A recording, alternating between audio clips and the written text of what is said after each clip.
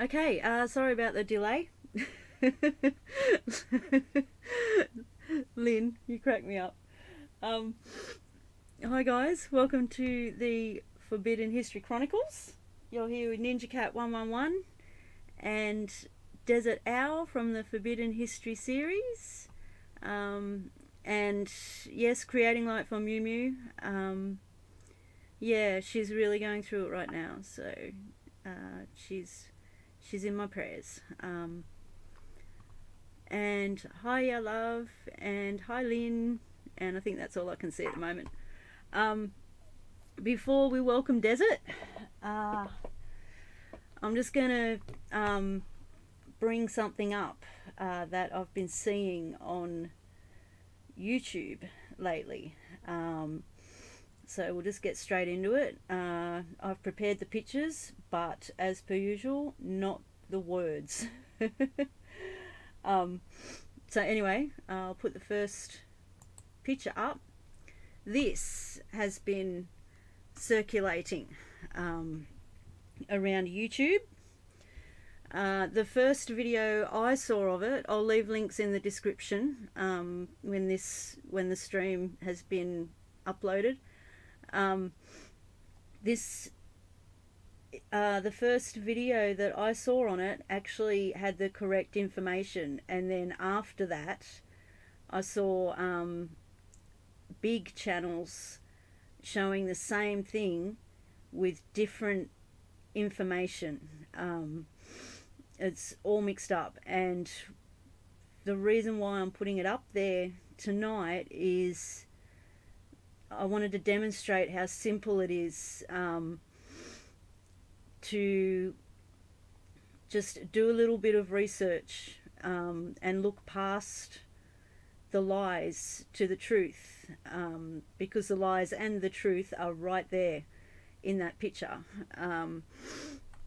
Okay, so this was above Norway, and I will explain more in a minute.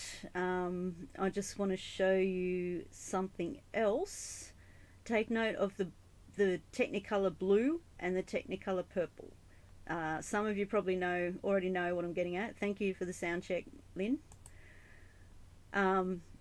That's a tree in my backyard. On the left hand side of the screen, the leaves look purple.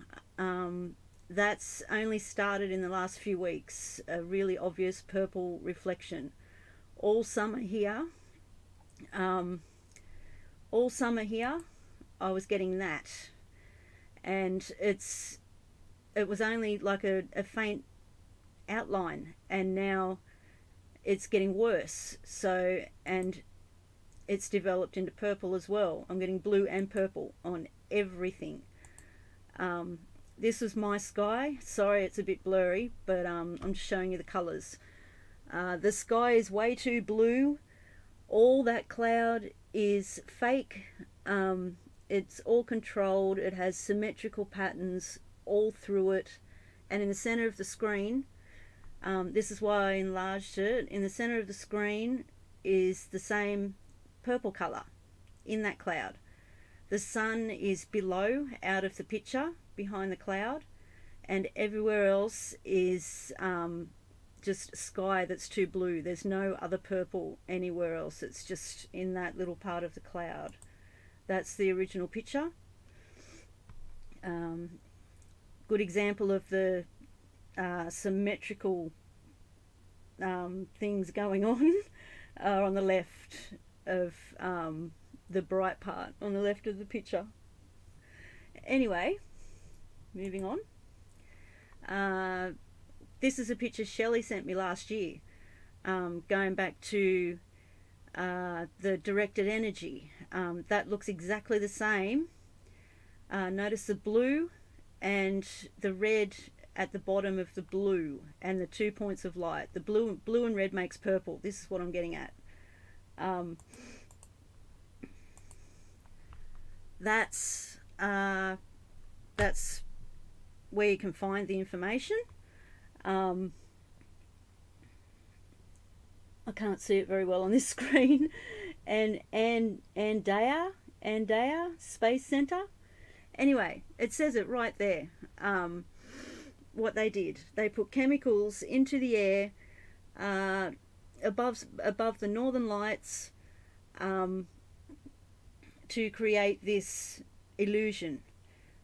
Big channels are saying, what is it? Is it UFOs? And all sorts of other things. They're misinterpreting it. They're not doing their research. And this also makes me think of the sudden, I don't want to say too many words on, like, out loud. The latest fiasco with the less than 100 subs issue. I think what people should be doing is looking at these things on the big channels, because they have good stuff to look at, but look through the lies that are on there. They're all monetized. They're not doing their research properly. The smaller channels are getting censored because the smaller channels are getting at the truth and doing their research. That's just my opinion. So yeah, I will put a link so that you can see and read it for yourselves. And I just want to show you a little bit more proof, and then we'll get on with the Chronicles. Okay, the picture I showed you just before this, Shelley's picture, is just like this one that was taken above Paradise with the bushfires. There's the red at the bottom, and it's more white than the other one, but it's very similar. There's the 2 points of light. There's a Wi-Fi signal on the right in the sky. That is the same thing used in a different way. That's what I'm getting at. It's all fake. It's all being faked and has multi purposes.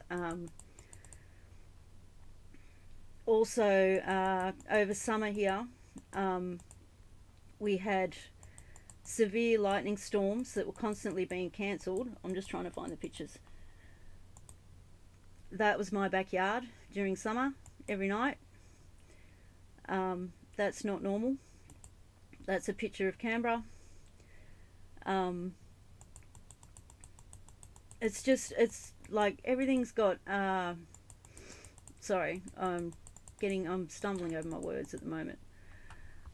Everything has a multi-purpose.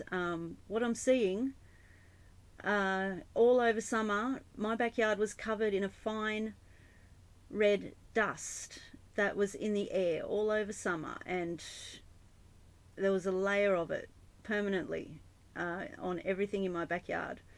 That's red. The sky is flooded with blue. Blue and red makes purple. They dump chemicals in the sky above the northern lights to make technicolor lights above an aurora.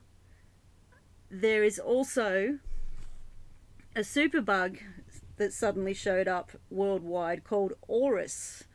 That sounds a lot like the word Aurora. I think it's just all multi-purpose. So many things happening at once, and it's all a lie. And yeah, people just aren't seeing that. They're not making the connections, and that is just my opinion. I'd like to welcome Dezert-Owl. How's it going? Hi, Ninja. Doing okay, thank you. Interesting photographs up here in Norway. Yeah. It's getting brighter. They get like every time they do it, it gets brighter. I've noticed. Yeah. Yeah, it's going to get more interesting as time goes on. That's all there is to it. Yes, it is. I'll just put your catalogue up now that our little presentation is done. Okay. I'll read your little introduction and we'll get on with it. Yeah? Yeah, okay, very good. I'll stand by. Okay, sorry. Okay, the signs of the times. In essence, Desert discusses the history of the world and how the unseen hand has been running it from the very beginning of time, who they are and how they have founded all of the first great civilizations that are found all around the world, about who the giants really were, and the ancient Aryan caste and slave systems, the priesthoods, the anti-gravity V-manners, the earth-based misnomered UFOs which are man-made, the control of all forms of communications, commerce, religion, mass media, pseudo-politics, etc. It is the grand deception that is used to control all of mankind, and all instituted through the three main religions of the world in particular, used as their grand cover. Their cyber code has been revealed to him because he has become adept within the study of the ancient alphabets, communications, symbolism, religion, custom, law, cosmology and mythology, not to mention the fallacy of today's political science and pseudoscience in particular. He can also define the true nature of their warfare, their shell game of bringing one civilization up for their temporary use and then taking it down for the next 500-year generational cycle, as symbolized by the classical phoenix. He discusses the ultimate in mind control and ancient art and the financial control, the secret societies and their blood occult rituals, and how they wage all wars throughout all time, through the nations that they have created, which are all imaginations, plantations, and mere corporations. They have taken blood oaths to surrender their self-will and mind to their blind goddess who has demanded our blood from the very beginning of time. They communicate to their minions through the movies, TV, and print media, while he can see, read, and interpret most all of it. It all says that they are using us for our ingenuity, for our collective constructive labour, for experimentation, and in the end they intend to kill us all. They have given us full notice of what they are doing and what they fully intend to do, while all of the general population, the sheeple, they merely go there to be entertained. The New World Order is the Old World Order from the beginning of time. There is a major cosmic natural disaster that is about to happen on Earth, and they know it. But they are cleverly leaving us in the dark, hence the reason that they have built hundreds of underground bases all around the world, while they are leaving all of the people to remain unprepared, uninformed, and above ground, so that when it comes, the mere 5% who will survive above ground will die from the weaknesses and disease that has been generated from all of the poisons that they have been feeding us, from the chemtrails to fluoride in the water to tainted vaccines to fake food, etc., etc. They have enslaved us all by the clever means of deception, because we, most all, are their cattle, chattel, property, and because they merely wanted to harness our labour, what they always needed, which is what backs most of the world's currency through the birth certificate. But they are all through with us now. It is written in stone, as it can be seen written in the Georgia Guidestones. To know the truth is to be empowered and to be prepared. We may not be able to stop what has been done and what is about to happen, but the innocent and decent people on planet Earth deserve to know. And that was written by Dezert-Owl from the Forbidden History series on YouTube. For any new listeners, all the information is in every description on this live stream. So you can go to his channel and listen to the start of the Forbidden History series from June 21st last year, 2018. And I'd like to welcome Desert again to the Forbidden History Chronicles. G'day. Thank you. I got a note coming in here. He has brought us this far and will bring us to listening. Okay. Very good. I'm not sure what that. I'll check that out later. But all right. Well, that was an interesting sky phenomena, and I have a saying. Phenomena happens. And we're going to see more phenomena as time goes on here. So it goes. Yeah, with that, it's going to get weirder. Yeah. Yeah. So the good news is that we we don't get caught up in the phenomena of the exoteric, but we should be caught up in the esoteric, which is the hidden world that's hiding right in front of us. It's the what is not seen is what is real, and what is seen is the illusion. Yeah, that's a And good. so, That's good. I like that, Desert. That's an excellent way to put it. Thank you. Please continue. okay, yeah. So because we can, just like people when they go to the movies, they're there to be wowed and awed at all the sensational effects. Yeah. And so Yeah. the way I saw it with their showdown, the showdown that we're coming to, they're going to take everything out of the box, everything from fake aliens to fake UFOs to asteroids, fake plasma balls hitting the Earth. Yeah. They're Couldn't going agree to more. throw a whole bucket of rocks at us, and it will be total chaos. And of course, even their minions, are going to, with that ever flipping coin, going to go down as well. They'll be in the last rail car. Yeah. Especially the Muslims, because the Muslims were just created created by the Vatican in 600 AD, simply to be used as a tool to destroy the Eastern Christianity, and now they're being used to destroy the Western Christian civilization. And then in the end, they will also be in the last rail car. So they want nothing to do with this insanity that they've engineered in this Islamic tool that they created. It's so tragic.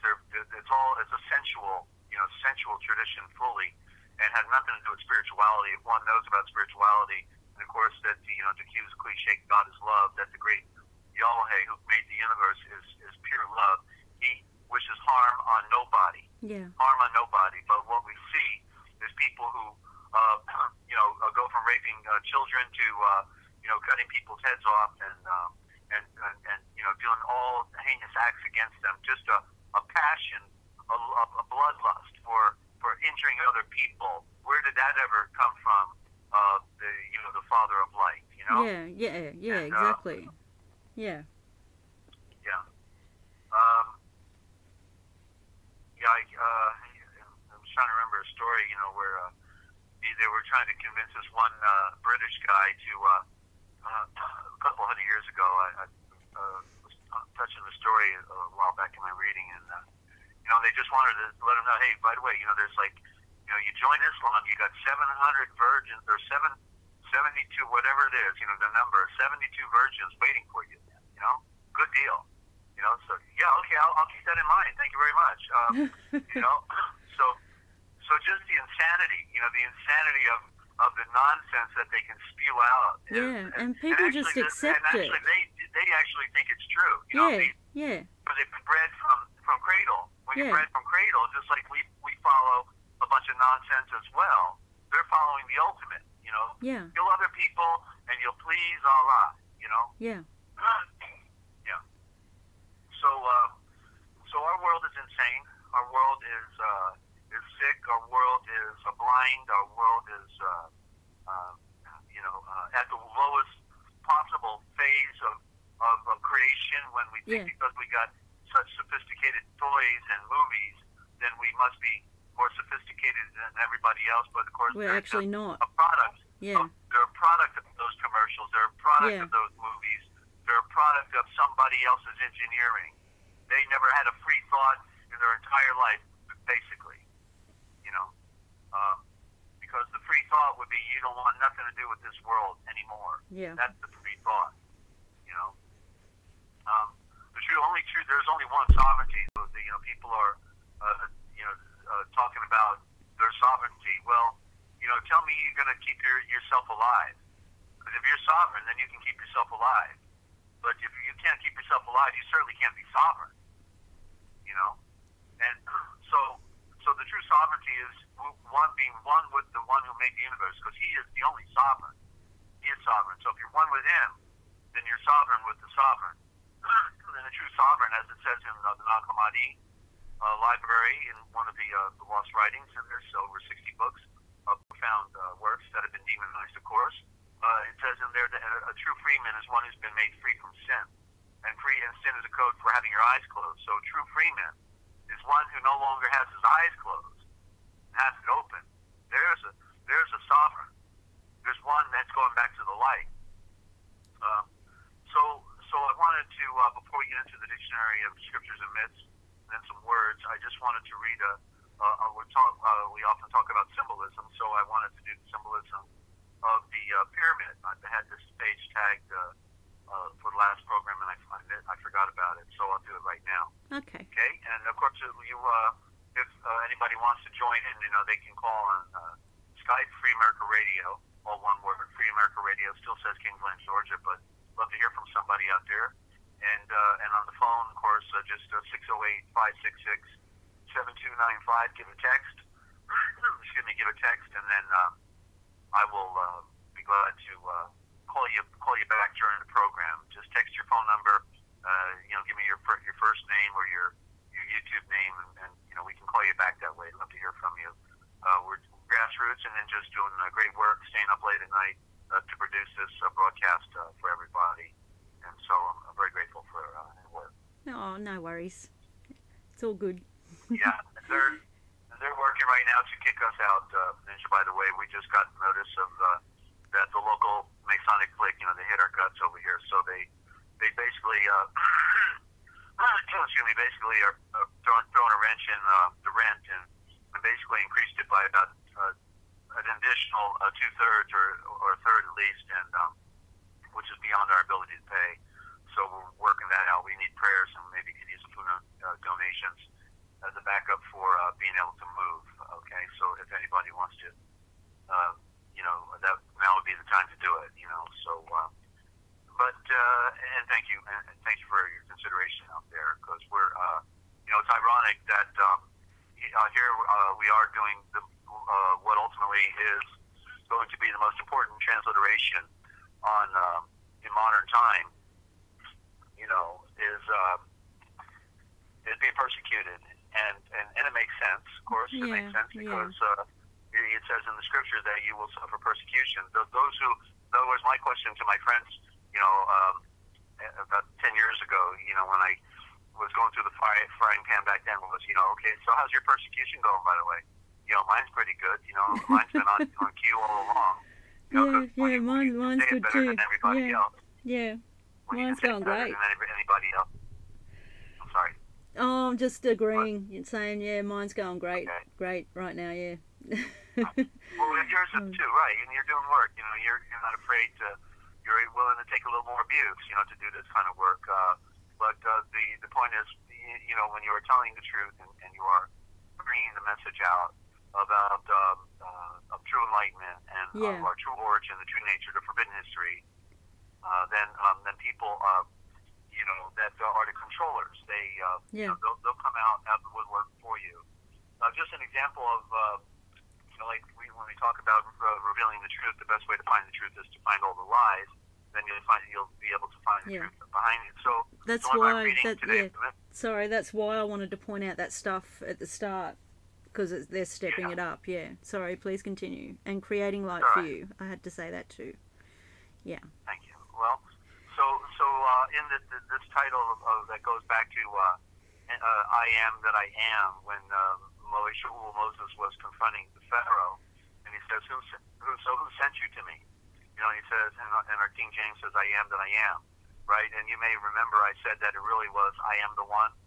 Yeah. You may remember. Yeah. Okay. Yeah. So I am the one. I am the one that you claim to be serving is the one who sent me. I am the one. And so here now, I'm reading in Rocco Errico's book under Aya, and in there it says that the phrase Aya, Ashur, Aya, there's Ashar right there, but Aya, Ashar, Aya becomes even more complicated because of the doubling of the name. And where was I reading here? Let me back up. Okay, so I am, here it is, right above that sentence. This translation of the so-called divine name, which is not really the divine name, Eya, as I am, in quotes, is disputed by the Hebrew scholars. Well, gee whiz, they're the ones who gave it to us. You see? Rocco Errico in here is saying that it's clearly debated and disputed by the Hebrew grammarians, saying that they don't agree with it, and yet the Menzarites are the ones who gave it to us. And I said clearly that if he said I am, it was the second part was not I am, but it is I am the one, because that's the whole story of our story. It is the play of the one. Yeah. The one. And, I get it. And Pharaoh claimed to be sitting on the sun throne of the one true deity, the one light that comes down. And so when he says who sent you, Moses? And he says, the one that you claim to be serving, I am the one, is the one who sent me to you, the one you claim to be serving. You're sitting on his sun throne. You see? So that's the great irony, because the Pharaoh was claiming to be of him when the Pharaoh was really of the darkness by his behavior, obviously, in wanting to murder the Hebrew race, the Avres, the star race, the pure line through Abraham Hain and through Adam and through Nova, and to destroy them. And so he claimed to be serving the one, but the one came to him and saying, I'm the one. I am the one that you claim to be serving. And let my people go. Don't kill them anymore. So I'm grateful for these stories, because with the persecution that I'm going through, I can spell out stress pretty well. And but yet I know the truth. I know that Yeshua is behind the work that I'm doing, and that he sees it all. He knows it all. He's with me every moment in this saga, and it is a test of my mettle, a test of my mettle, and to make me stronger and to have more clear vision onto what this is really all about. Yeah. I stayed 2 years longer in West Virginia 20 years ago than I would have preferred, but I had all my books, and I couldn't leave without my books, and I had no way to get out, and so I had to get run over by automobiles, ended up in ditches, had my mail stolen at Bethany, West Virginia, had to walk into Pennsylvania and West Middletown to a one-horse town post office so I can get mail. Wow. Had to do it at 4 in the morning to make sure I didn't get run over by the Freemasons, and so these people, these wicked that are raping babies and running our world, are as deviant and as sick as sickness gets, and it's a disorder. It's a disorder. They claim to be of the light, just like Pharaoh, but they're really mother sons of darkness. That's what Masonic means, the mother sons of darkness. They hide. They hide in the light. They hide in the fake light. Yeah. Yeah. And then good people get in it, to benefit from the commercial aspect of it. Oh, don't worry, we'll get you the loan at the bank. Just give them that special handshake. They'll give you the loan. Yeah. And so they got this power trip going on. But then one day one day the banker comes and they say, oh, by the way, you remember that favor we did for you? Well, we need you to do one for us now. And that's when the light bulb goes off. And then the darkness goes on, because then they have to do something to intro the people, like what they do with me. They get the water company, crystal clear water, to double bill me, to be double billing me and playing games with me. It took me a year to figure it out, the games they played on me. And then the same with other business interests here in town, wherever I go. The computer company, Millersburg Computer, hacks my computer. After they robbed me of my data 2 years earlier, I knew I was never going to then again. Then they tie into my computer, here at my house, and hack in there and crash everything. You see, so we're in a psychopathic world, a world that hates good people, and they love the evil. They love the darkness while they claim to be of the light. What do you want, my son? Oh, give me more light, Grandpa, please. Give me more light. Tell me the meaning of the symbol. Here's another lie for you. Here's another token lie for you. And they keep changing it. This is what the symbol really means, but they just lied to them again. So we're talking about symbols, and the pyramid is is a prime symbol. It's actually the first letter of the alphabet. It is the letter A. So it's the prime symbol of representing light. The pyramid represents the light projection coming down like the carrot eye. That's the word where the word charity comes from, the carrot eye. And wow, okay. It means you can focus. It means you're focusing, able to focus on something, right? The carrot eye. Yeah, and that's where, because people say you eat a lot of carrots, you get good eyesight. I don't know if that's true or not, but it fits. Yeah. No, it is true, because the symbol is a light projection, and therefore by nature it's telling you it is good for your eyes. Wow. And carrots are good for your eyes. Yeah, that's cool. Yeah. Yeah, please it's continue. A pyramid. It's a stretched out pyramid, though. That's all. Yeah. You know, it comes from a point and goes to infinity. It keeps on going. That'd be a pretty big carrot if it kept on going. But so carrot. Yeah. So these are how the words are slanted. You know, we don't get it. Charity is carrot eye. It means your ability to focus. You can see somebody that is suffering. You know what it means. Yeah. Therefore, you got the carrot eye. You are focused on somebody that is suffering or on an event. That's what charity means. It means you are seeing. You are able to see. And therefore, whereas other people, what do? They walk right by. Yeah. Don't bother me, okay? I don't have time for you right now. Yeah. You know? But you have the carrot eye, and so you see, okay? So and it will get you in trouble, of course, ultimately, when you care too much about other people and you want to do the right thing. That's why you end up done getting that. persecuted, because you know, they're here to hurt people. You know, like it's amazing. Like here in America, you know, they all want to bow down and kiss the feet of of Washington D.C. and say this is our government, oh beautiful beast government, you know, and yet they don't get it. Okay, didn't you notice that when these white Aryans came over here with the Jesuits and the Vatican and and Columbus and all the whole thing, that they literally tortured and annihilated an entire nation of people, millions of people. They enslaved the children. They tortured them. They burned them. They massacred them. They did all these things, annihilated them, committed genocide. And then you think that they're going to come over here and do that, and then they're your beast, and they're going to treat you good.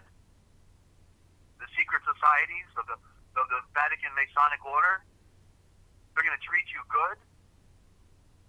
When they did that to the first people, see what I'm saying? I see what you're saying. Obvious, yeah.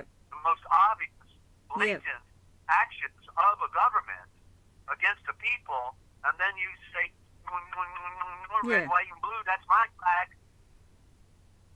You know? It's insane. It is. How they indoctrinate us. It's an indoctrination into socialism, into communism, into whatism. You tell me. Insanity. So we're talking about the pyramid. And so I'm going to read out of the dictionary here. This is the one that was originally in Spanish and translated into English. Pyramid. There is an apparent contradiction in the symbolism of the pyramid. In the first place, in megalithic culture and in European folklores, which have preserved its memory, it is symbolic of the earth in its material aspect. Why? Because the light projection, like a projector, right, on a screen, projected creation. The light came down, boom, we've got a creation. Light projection. Pyramids with Christmas decorations. So see, now it didn't say Christmas tree. It said pyramid, because the Christmas tree also creates the pyramid, and you got to read the code. So pyramids with Christmas decorations, meaning the evergreen tree, and lights, moreover, expresses a twofold idea of death and immortality, both associated with the Great Mother. And of course, that came out of Babylon and goes back to Nimrod and Ashtoreth and all that stuff. The book Two Babylons is the book to read on that. And but this concerns the pyramid only, for insofar as it is a hollow mountain. He's talking in code here, talking in code big time in these sentences, and unless you're initiated, you might not really get the picture of what he's talking about. Okay, but this concerns the pyramid only insofar as it is a hollow mountain, the dwelling of ancestors, and an earth monument, Okay, so there's something in there that I'm not even able to perfectly, transliterate what he is actually saying there. A hollow mountain. Well, we know they hollowed out the mountains in Tibet, and that's where they got the great hordes of the ancient past in there with their vimanas, their anti-gravity vimanas, and all the technology. Where did all that equipment go when they built the pyramids? In for instance, in Mezar, falsely called Egypt. Where do those high-powered drills and stone-cutting tools all end up?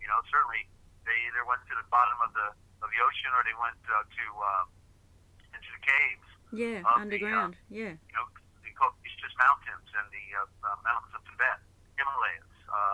So the pyramids of stone, regular geometrical shape, correspond to fire, and another code because they correspond to the sun.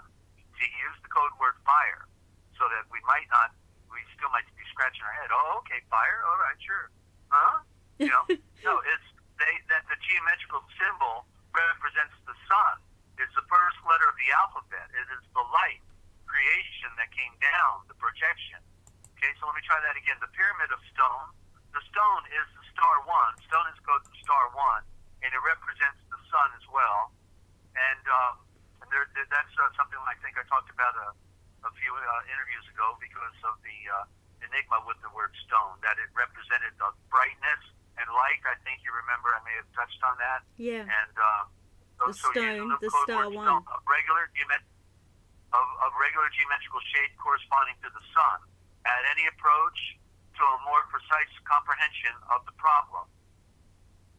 He regards the pyramid as a synthesis of different forms, each with its own significance. The base is square and represents the earth. That's the base of the pyramid. It's the square. The apex is the starting point, and the finishing point of all things is the mystic center. That's Nicholas of Cusa in his disquisitions concourse with this interpretation. So the finishing point, the apex is the starting point, the finishing point of all things.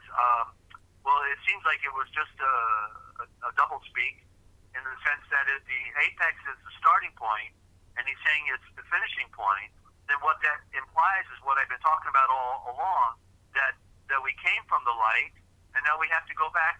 Where Ninja? Back to the light.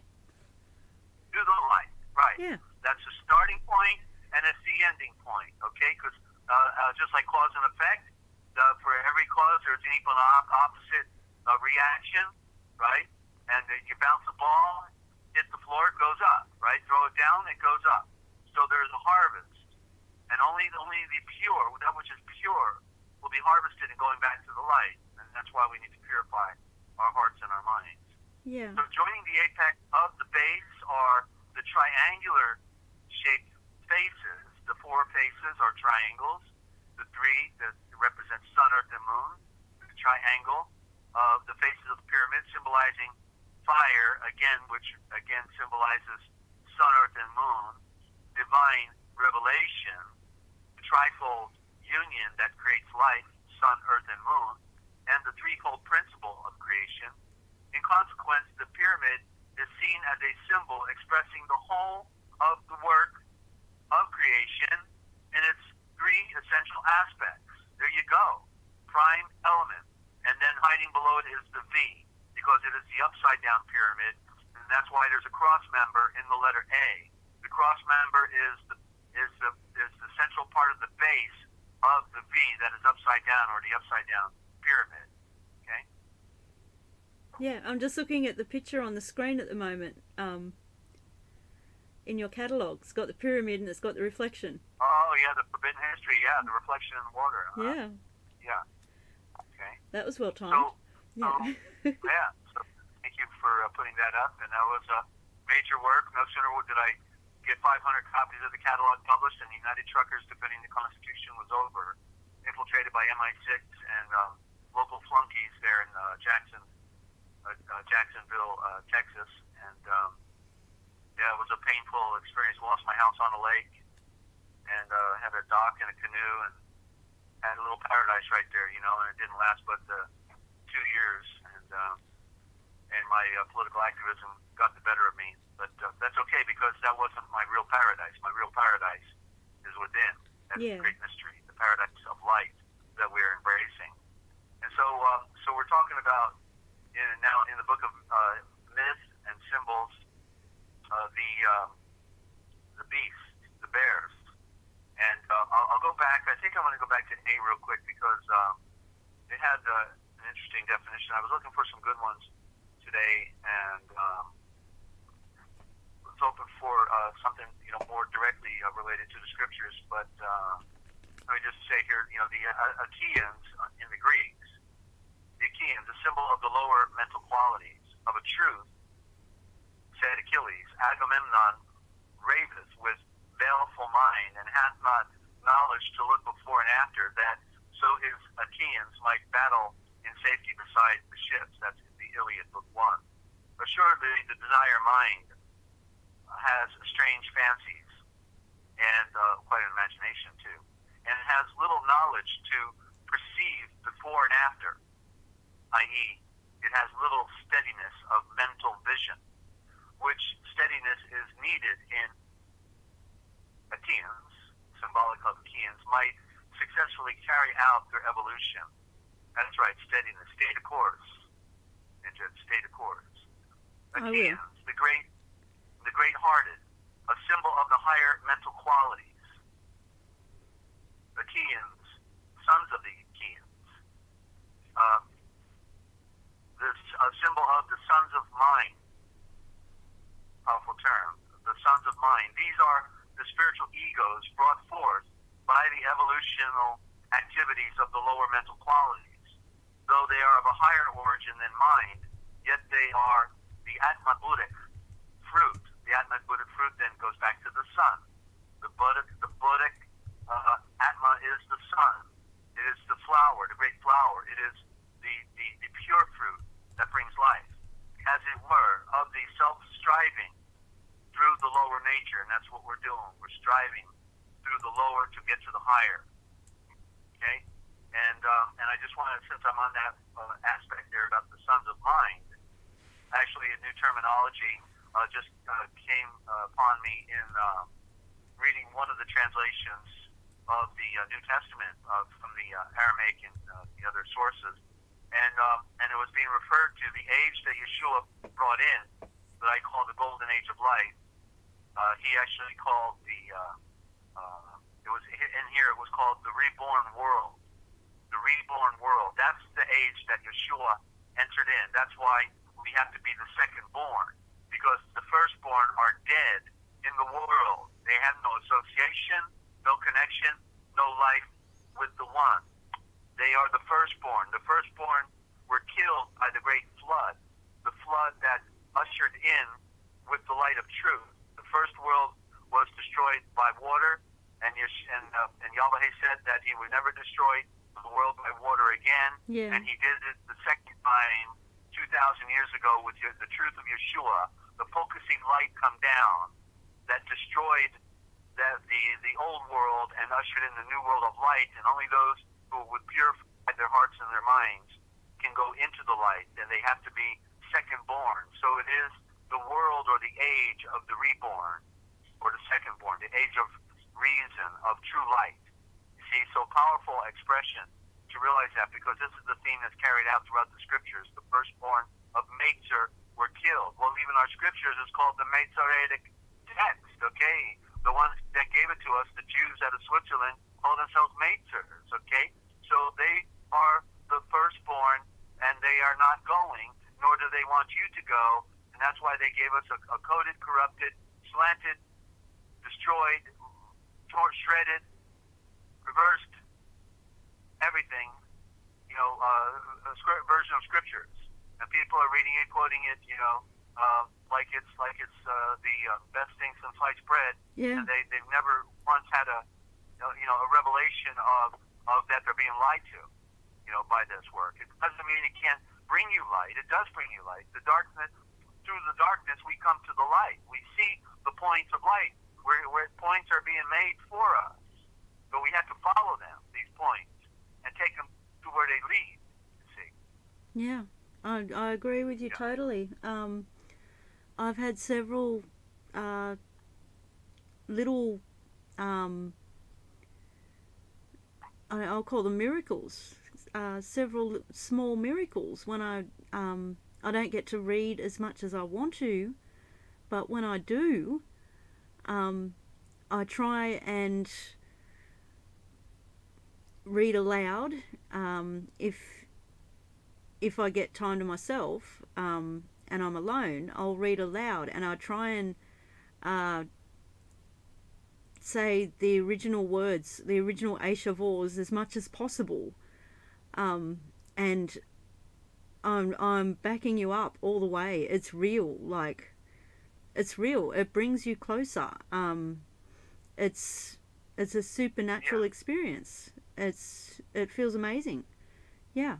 Once you know something, you can't go back. Once you woke up to something, right? Very powerful. Yeah. Yeah.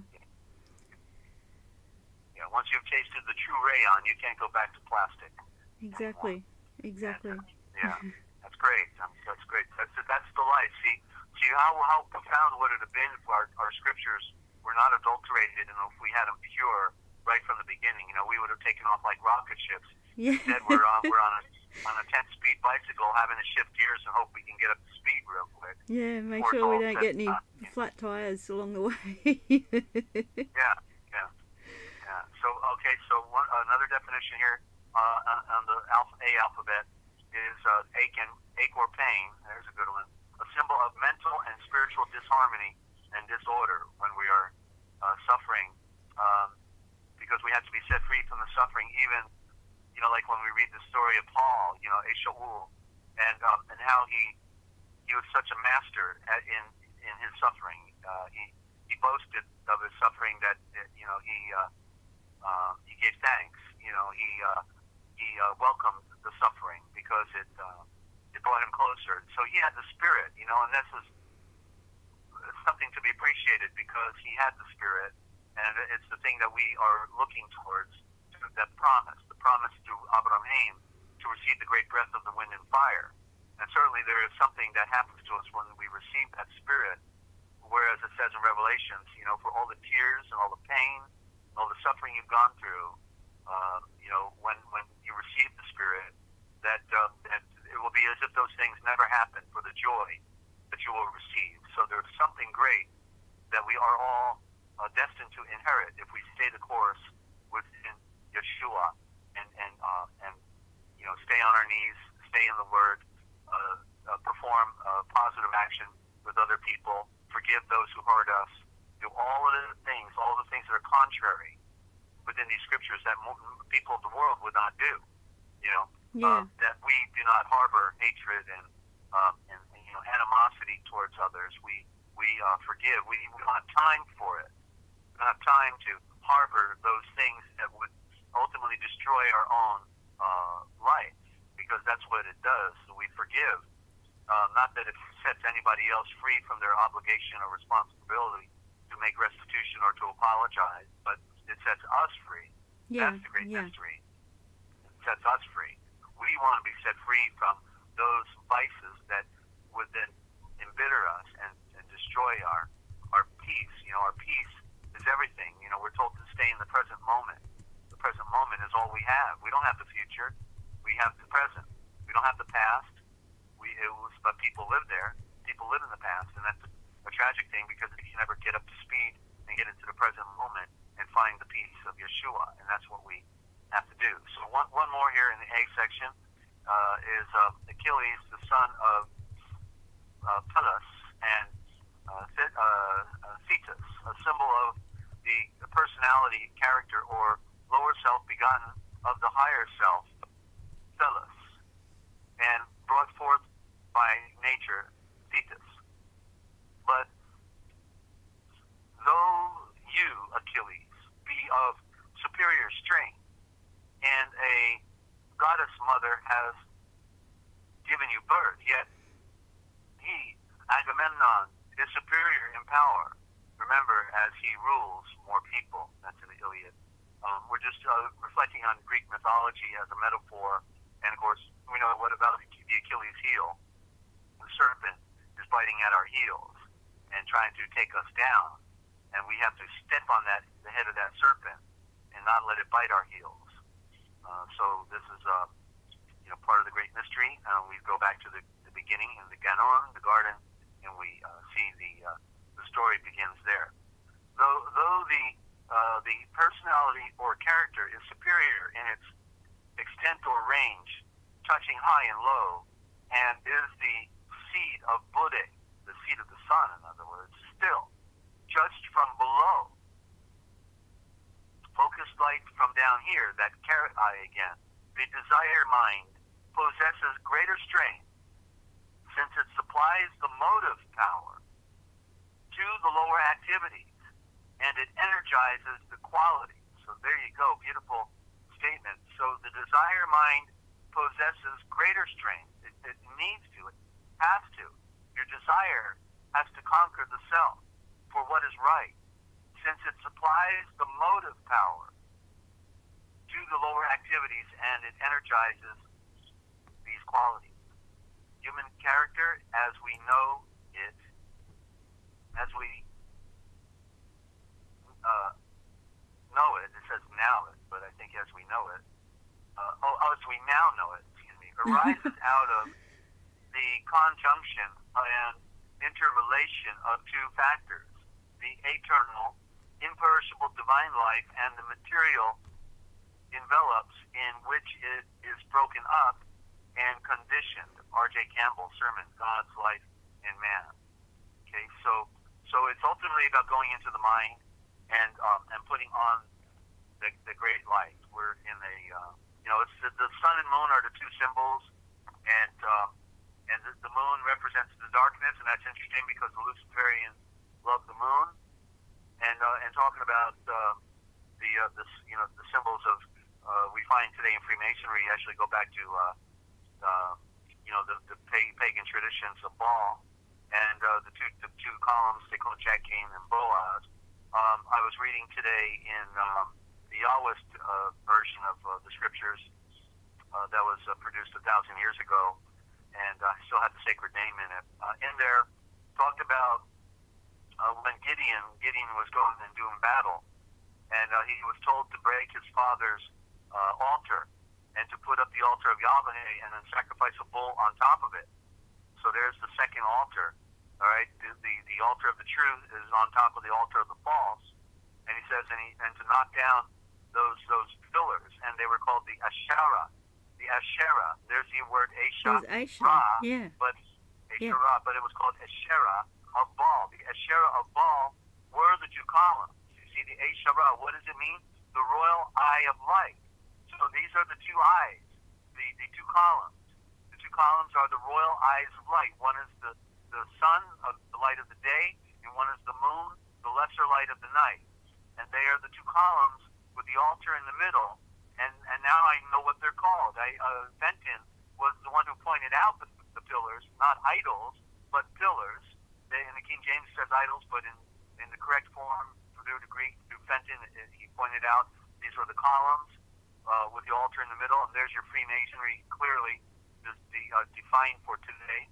And the Asherah, and they were called the Asherah. Why? Because the Asha is the royal eye, and there are two eyes, one on the left, one on the right, one of the day, one of the night. The Asherah, Ra, with the R-A-H, we see without the H in Maitar as Ra, R-A, but it is the Asherah, and the Ra is the ray of light that comes down. So the two columns represent rays of light, and so these were the Asherah of Baal.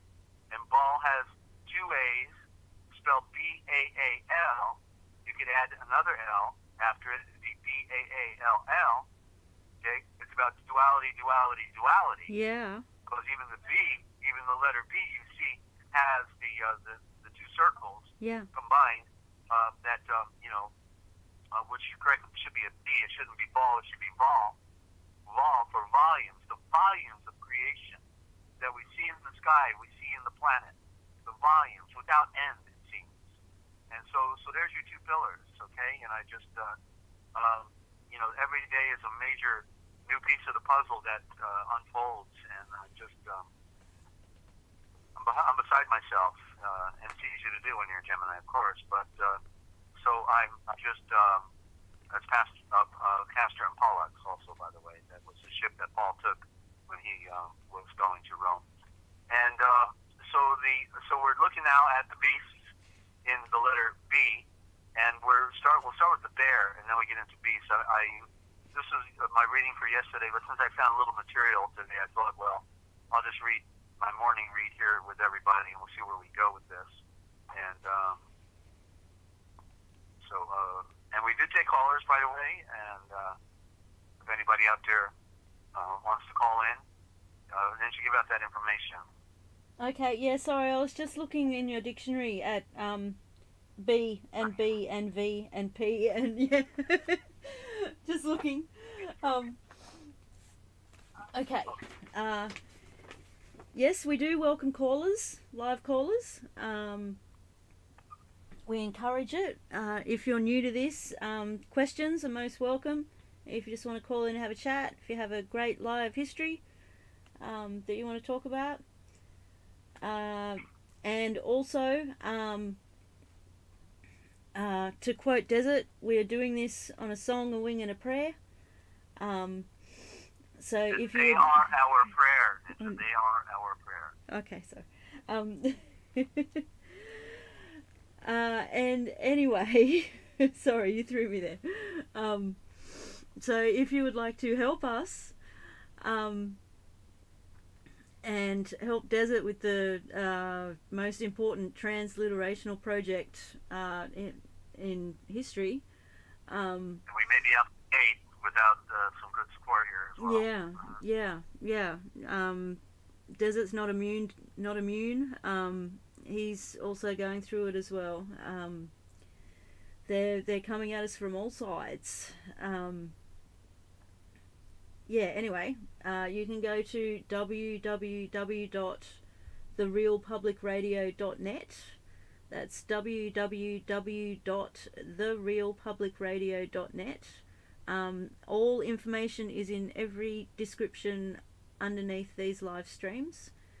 In doing that, we can send you some literature that will help you understand a little bit better. We can send you a PDF of the Real Da Vinci Code Etymological Dictionary.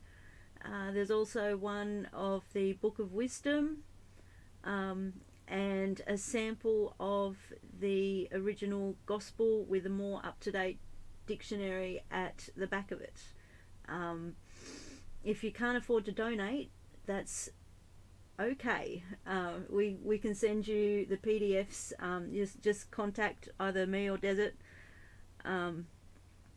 Send Desert a text, or my email is also in the description on all the live streams, so I can send them to you as well. You can contact Desert on 608-566-7295. That's 608-566-7295. If you're international, just put a +1 at the start. And you can also Skype Desert on Free America Radio.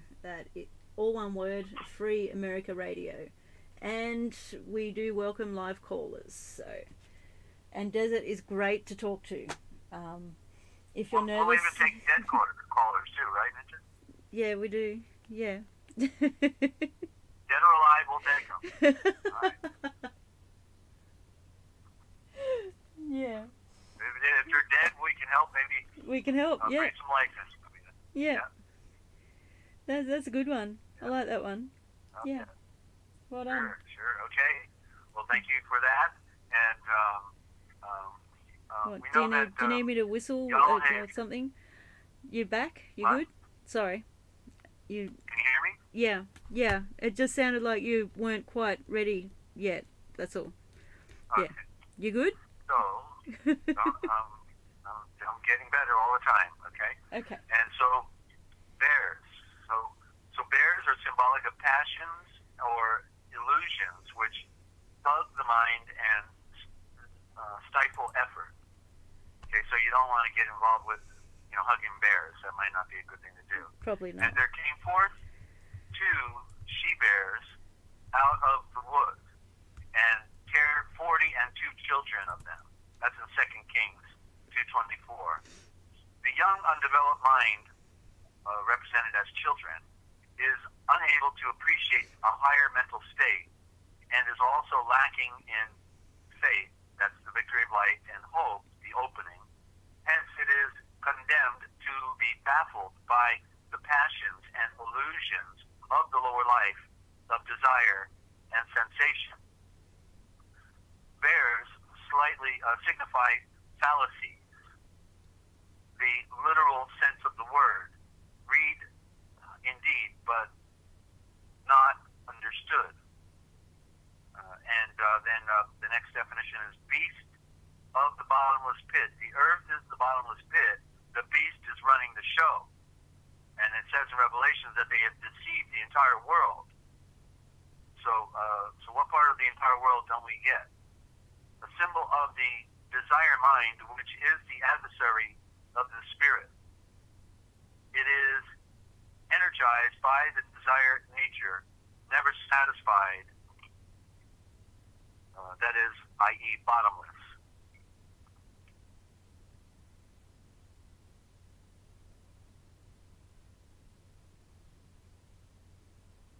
Okay, so here is wisdom.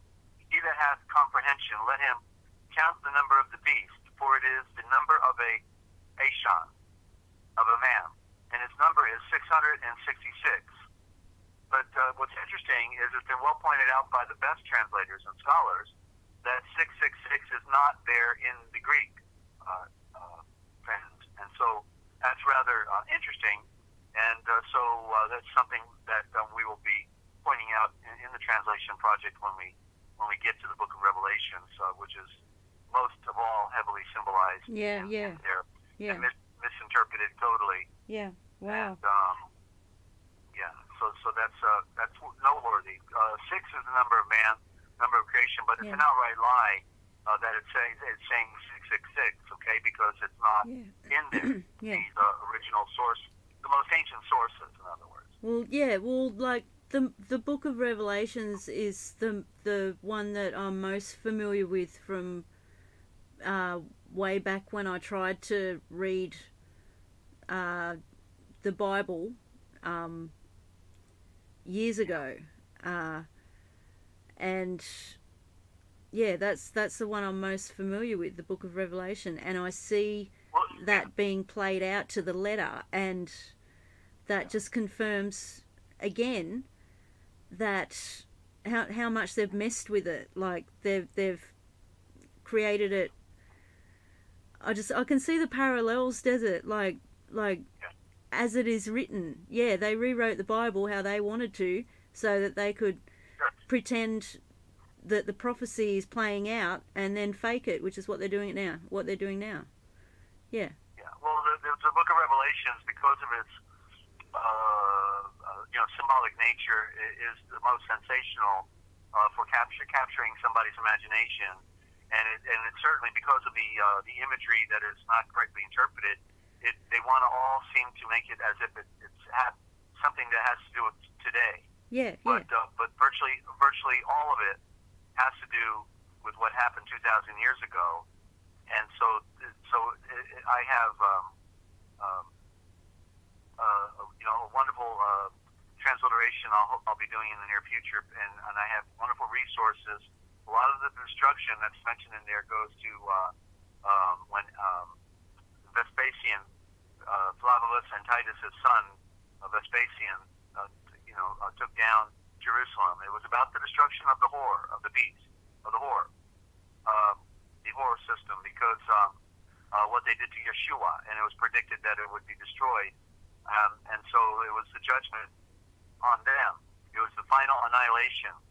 Of course, Israel today is another antithesis of something that it never was. The Israel today is not Israel, and even back then, those who were called themselves the tribe of Judah were not Judeans. They,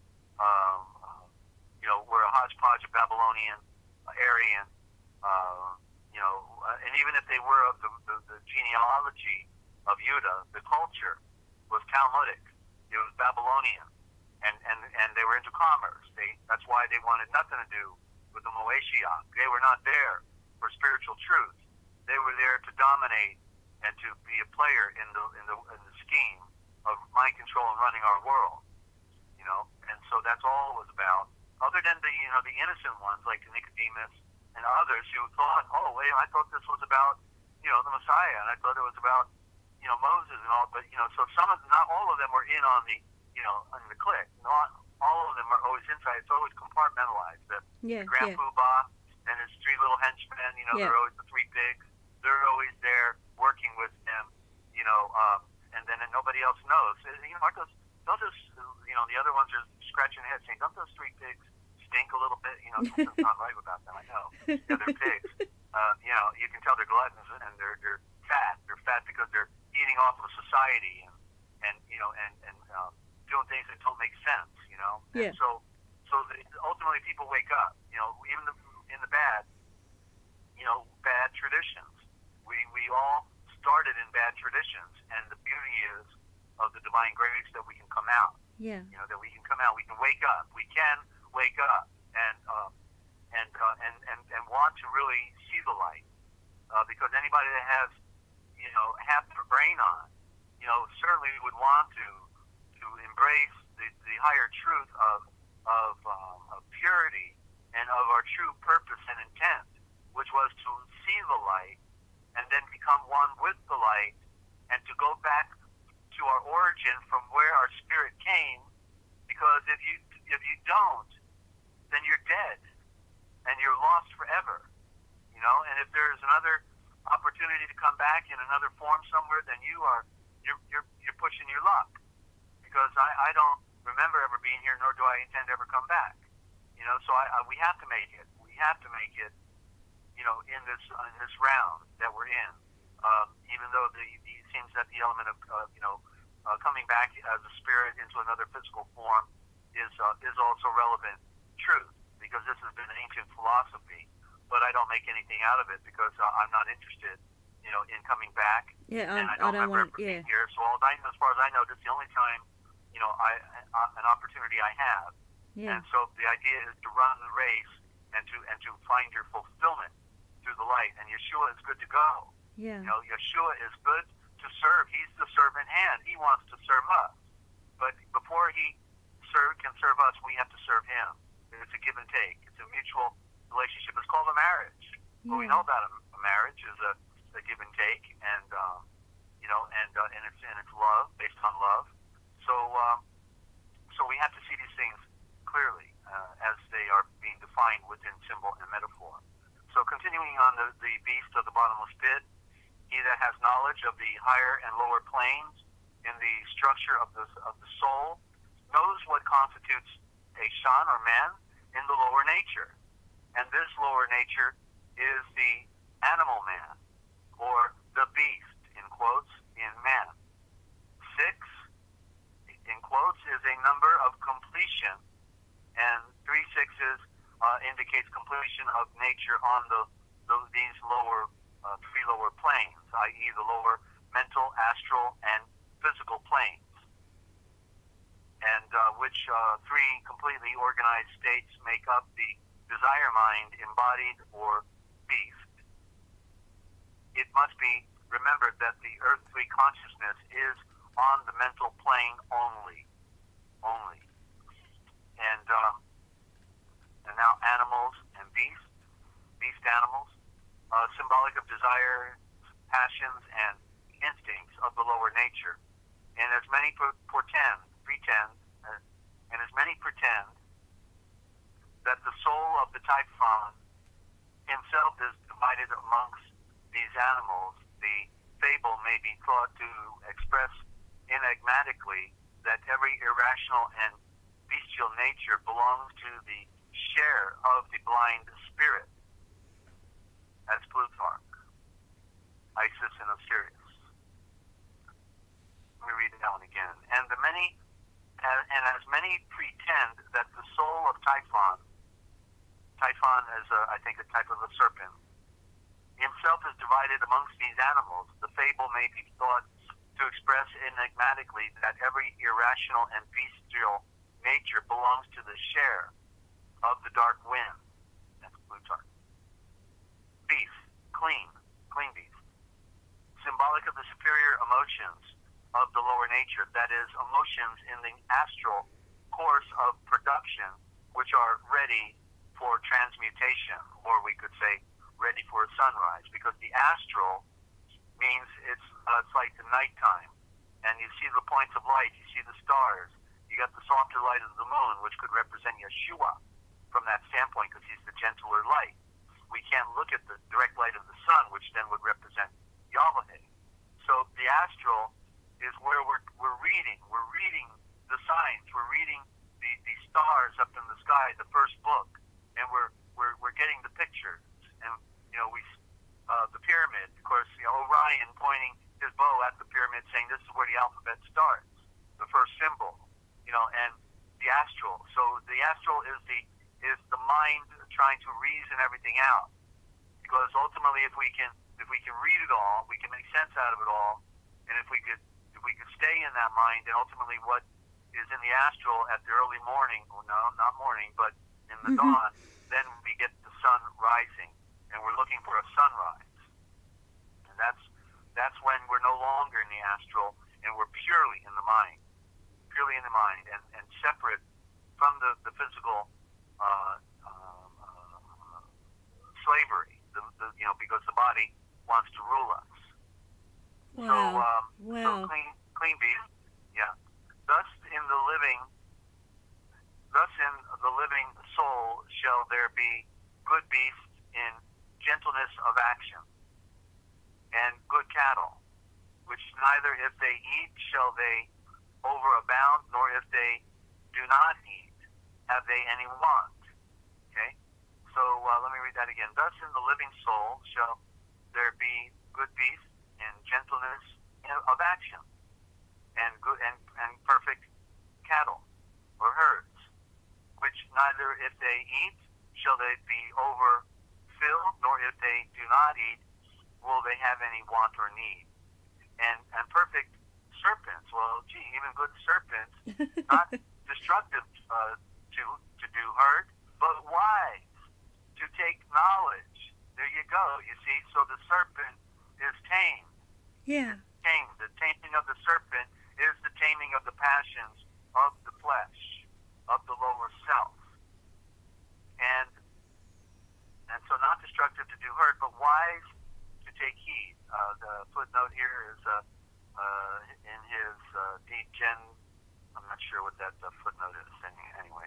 As Augustine interprets the dominion given to man over the beasts of his keeping in subjection, the passions of the soul, so as to attain true happiness. And that's where the true happiness does lie, of course, in the conquering of the self. There is no happiness in the lower world. It is all superficial. It is all superficial, and it is limited, and it is non-fulfilling. We want what is intended for us, because that is where we will find true happiness. Continuing, of every clean beast you shall take of you 7 and 7, and the male and his female, and the beast that are not clean 2, and male and his female. Genesis 7:2. The 7 and 7 clean beasts, in quotes, signify the higher emotions and aspirations which are to be established in the soul.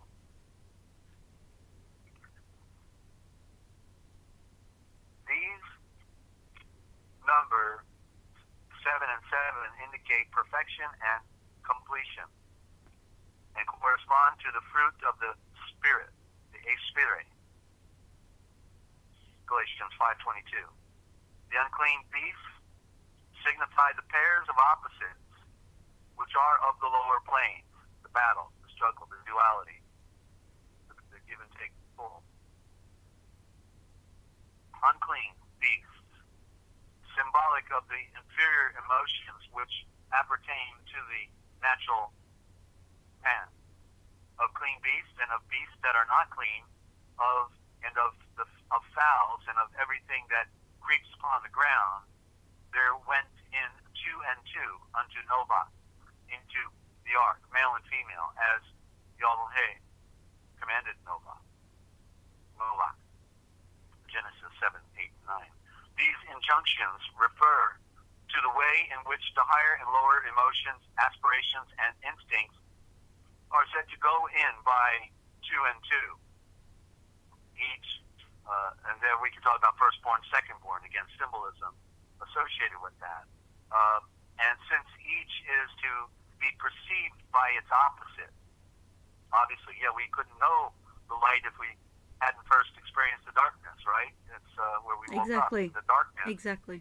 And therefore we say, oh, wait a minute, I think there's something going on here. I see a little point over there telling me, there's something better. I'm going to go check it out. I'll be back. And then if you went over there, you saw the light. You say, wait a minute, I'm not coming back, okay? I got the picture now. So they went in so we can see the false traditions and the true tradition. They're totally distinct difference. You can have Baskin-Robbins, a choice of 600 different flavors, or you can get the real McCoy, which is not a part of any lie, and it is separate from this world and from its fallacies. Okay, so each is perceived by its opposite. They went in unto Nova, into the ark. That is, the emotions entered a certain state of the soul, symbolic of the ark, and were attached to the individuality. That's the Nova, the new star, the individuality of that light, the oneness of that light. It is individuality, and yet it is oneness. They are both there. Beast of the earth. Symbolic. I love, this like the people who love America, How do you like my beast? Isn't it a nice beast? Nice beast. They pet the beast and say, this is my beast. You good old USA, going around killing people, kicking people in the teeth, ritually sacrificing and waging war on mankind. But isn't it a nice beast? Isn't that red, white, and blue pretty? Come on, don't you like it? I mean, come on.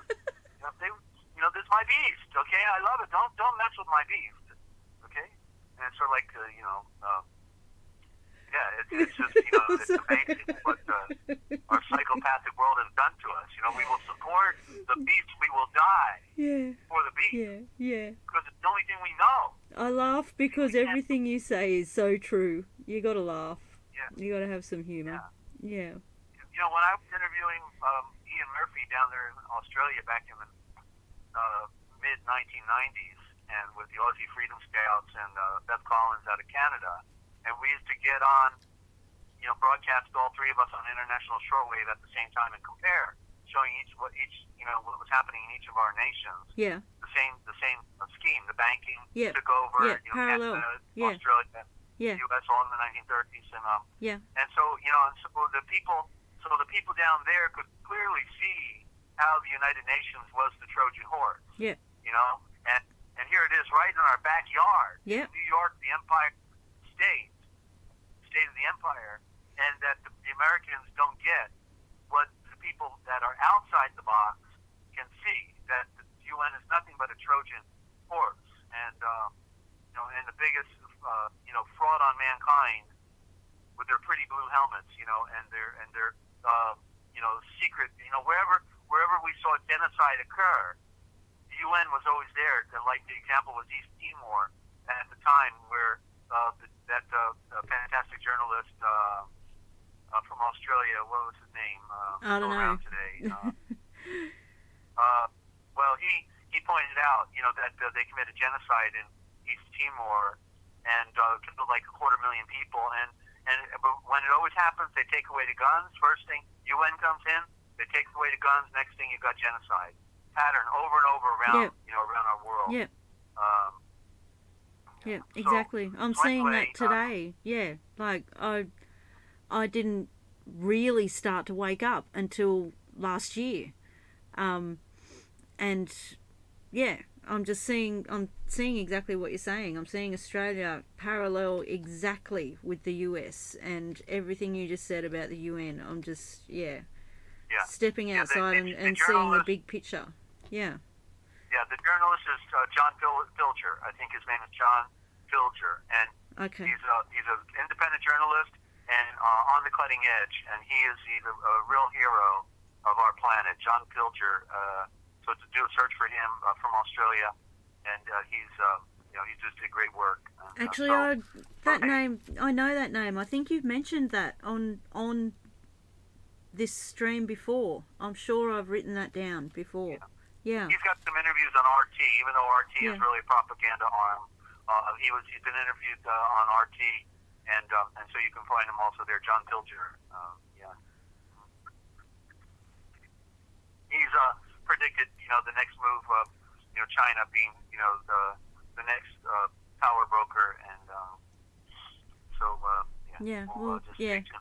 China's purchasing Australia, and there's something going on with a billionaire Chinaman here with the politicians at the moment. There's some big conspiracy puppet show going on.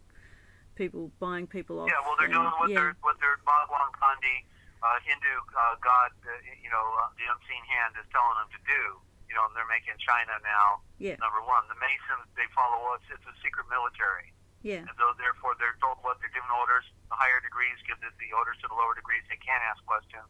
They have to follow orders, military protocol, and so they remember they are the classic Shiva. They are the builders and they are the destroyers. Yeah. They got their foot on the baby. They're crushing the baby's skull, and so they boast about being the greatest builders of society. Well, at the same time, they are also the greatest destroyers of our world and of mankind. I can see that. They think they're better than everybody else. They hate our guts, and they put us on the front lines of all the wars. But if you got the special handshake, we probably have a cushy job for you somewhere, and you may not have to be on the front line. But you never know how that ever flipping coin is going to land, because it may land, and you're it. Yeah, So, the constant favor needing to be returned. Yes. Yeah. Yeah. Yeah. Blindly follow. Yeah. Blindly follow the false light and the mother sons of darkness. So continuing on, the peace of the earth, symbolic of the desire of the lower nature with the animal instincts and appetites, serpent. And the fear of you and the dread of you will be upon every beast of the earth, and upon every fowl of the air, and all wherewith the ground teemeth, and all the fishes of the sea. Into your hand they are delivered. Genesis 9:2. And the lower nature of the soul is first to be subdued and disciplined by the fear and dread of consequences. You have to put your conscience on, which are to bring it eventually into subjection. Of course, the secret societies got rid of their conscience. Fortunately, a few of them still have it, and that's the miracle when they wake up and they do the right thing. And so, which are being brought eventually into subjection, into the power of the indwelling self, are all things of the lower nature to be delivered. The fear and dread of you, and so on. Animal faculties now are not only restrained by the ark or cross, the Croatia, but reduced to submission. In fact, I had an interesting definition on cross today. Where was that? About the fire. Maybe it'll come to me. The man or reason governs them. The ox, strong to labor, the strength in us formed to serve, is not henceforth to spread its energies without direction. The lion and the bear, fierce thoughts, must be still. I know indeed that even after this, after man has passed the floor and passed the flood and is regenerate, lions may be loosed in judgment by the sunrise, by the Yahweh, the man in us may be slain, and the beast may be seen standing by the carcass, or as in another case, the man may be blind, and the beast, which should be guided by the man, that's the serpent, your flesh, may see more than that inward man which was formed to govern it. All this may be through blindness. Of course it is. Yet our calling as regenerate is to rule the beast, not to be ruled by them. That's Jukes, the types and of Genesis. And I think I know where that thing about the crosses. Let me go there. Hang on. See. Yeah. Here we go. Okay. So before I finish that read, I'll go over here. It was under the word. What was it, under creation? Oh, okay. Creation. Okay. Yeah. Let me see here. Hang on. No, it was under cremation. Under cremation. Death at the stake. Wow. Death at the stake. The consumption. See, here it's talking about cremation, and it's talking about death at the stake. What's that about? See, so it's really talking about the cross. Again, talking in code. Yeah. Talking in code. Death at the stake is death at the cross. Well, they put a cross at cremation. They put a cross at people's graves. Yeah. Well, but I'm talking about the metaphysical transcendence that Yeshua represented when he's up there and he says it is finished. It is fulfilled. It is completed. It is a cremation. It is the death at the stake is the consummation of a sacrifice through fire. He was being tried by the fire, the proverbial fire I just mentioned a little while ago that he instituted, right? The first time the world was destroyed by a flood of water. The second time, it is through the fire. And he ignited the fire. He said in one of his Gospels, right? He says, I'm setting the world upon fire. And what is that to you if I fan the flames? You know? And so he set the world on fire. And it's an invisible fire. It's a fire that has destroyed the firstborn and only will allow the secondborn to live. And so we have to go through the fire and into the great light, and in this mystical vision of this cross, the death at the stake, the consummation of sacrifice through fire, and from the mystic point of view, any kind of cremation are all symbols of sublimation. That is the destruction of what is base to make way for what is superior. Or just as we burn the body, it goes back to the atomic level, that which is at the beginning, the smoke rises. Or in other words, salvation of and through the Spirit. Okay? To make way for what is superior. In other words, solnovation, making a new star, and through the Asha Fare, the Spirit. This is the significance of the self-sacrifice of Hercules, actually. Pushing the continents apart. Pushing down the columns, just like Samson. It was very common. It was a very common symbol of the alchemists. For example, the 24th emblem of Michael Myers, Scrutinium Seminicum, 1587, shows a wolf representing prime matter, burning in the furnace. Well, there you go. Good man is a wolf at times, is he not? So that was part of my read this morning. That flashed with me, and then I'll finish this part on the beasts of the earth. And the divine nature decided that the desire mind is indeed lower and grosser than the subhuman desires and instincts which preceded it, evolution. It is doomed to remain on the lower planes, and it will feed upon the sensations and forces which proceeded from the lower nature as long as it exists. Here the craft and subtlety of the serpent was revealed, and the precious image of Yahweh was corrupted. That's why they preferred Baal. They said, hey, I don't know if I like that Yahweh. I like this Baal guy, and so they went for Baal. They despised Yahweh who delivered them and separated them.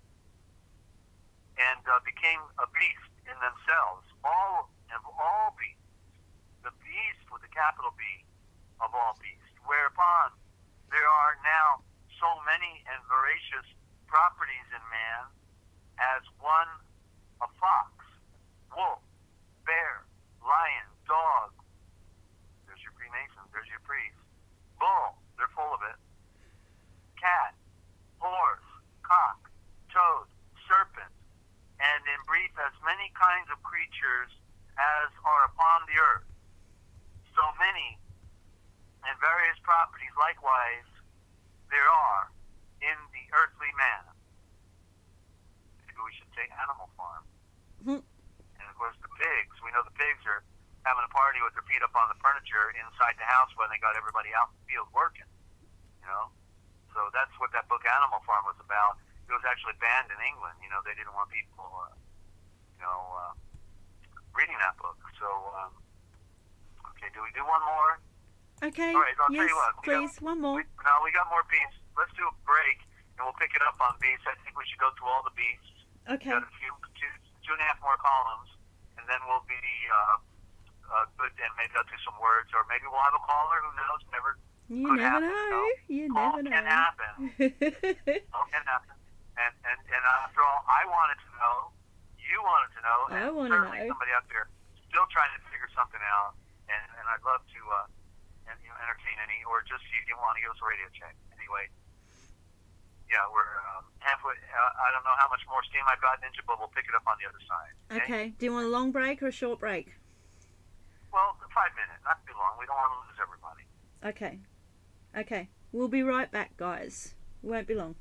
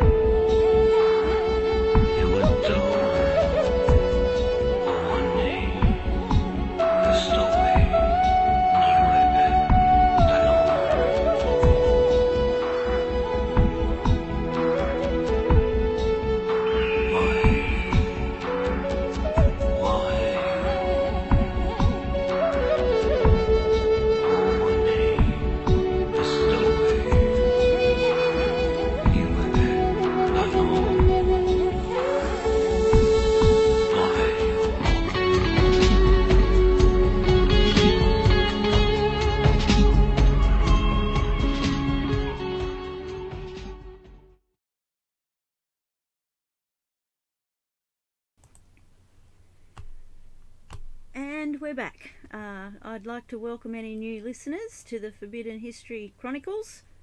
You're listening to Ninja Cat 111 and Dezert-Owl from the Forbidden History series YouTube channel.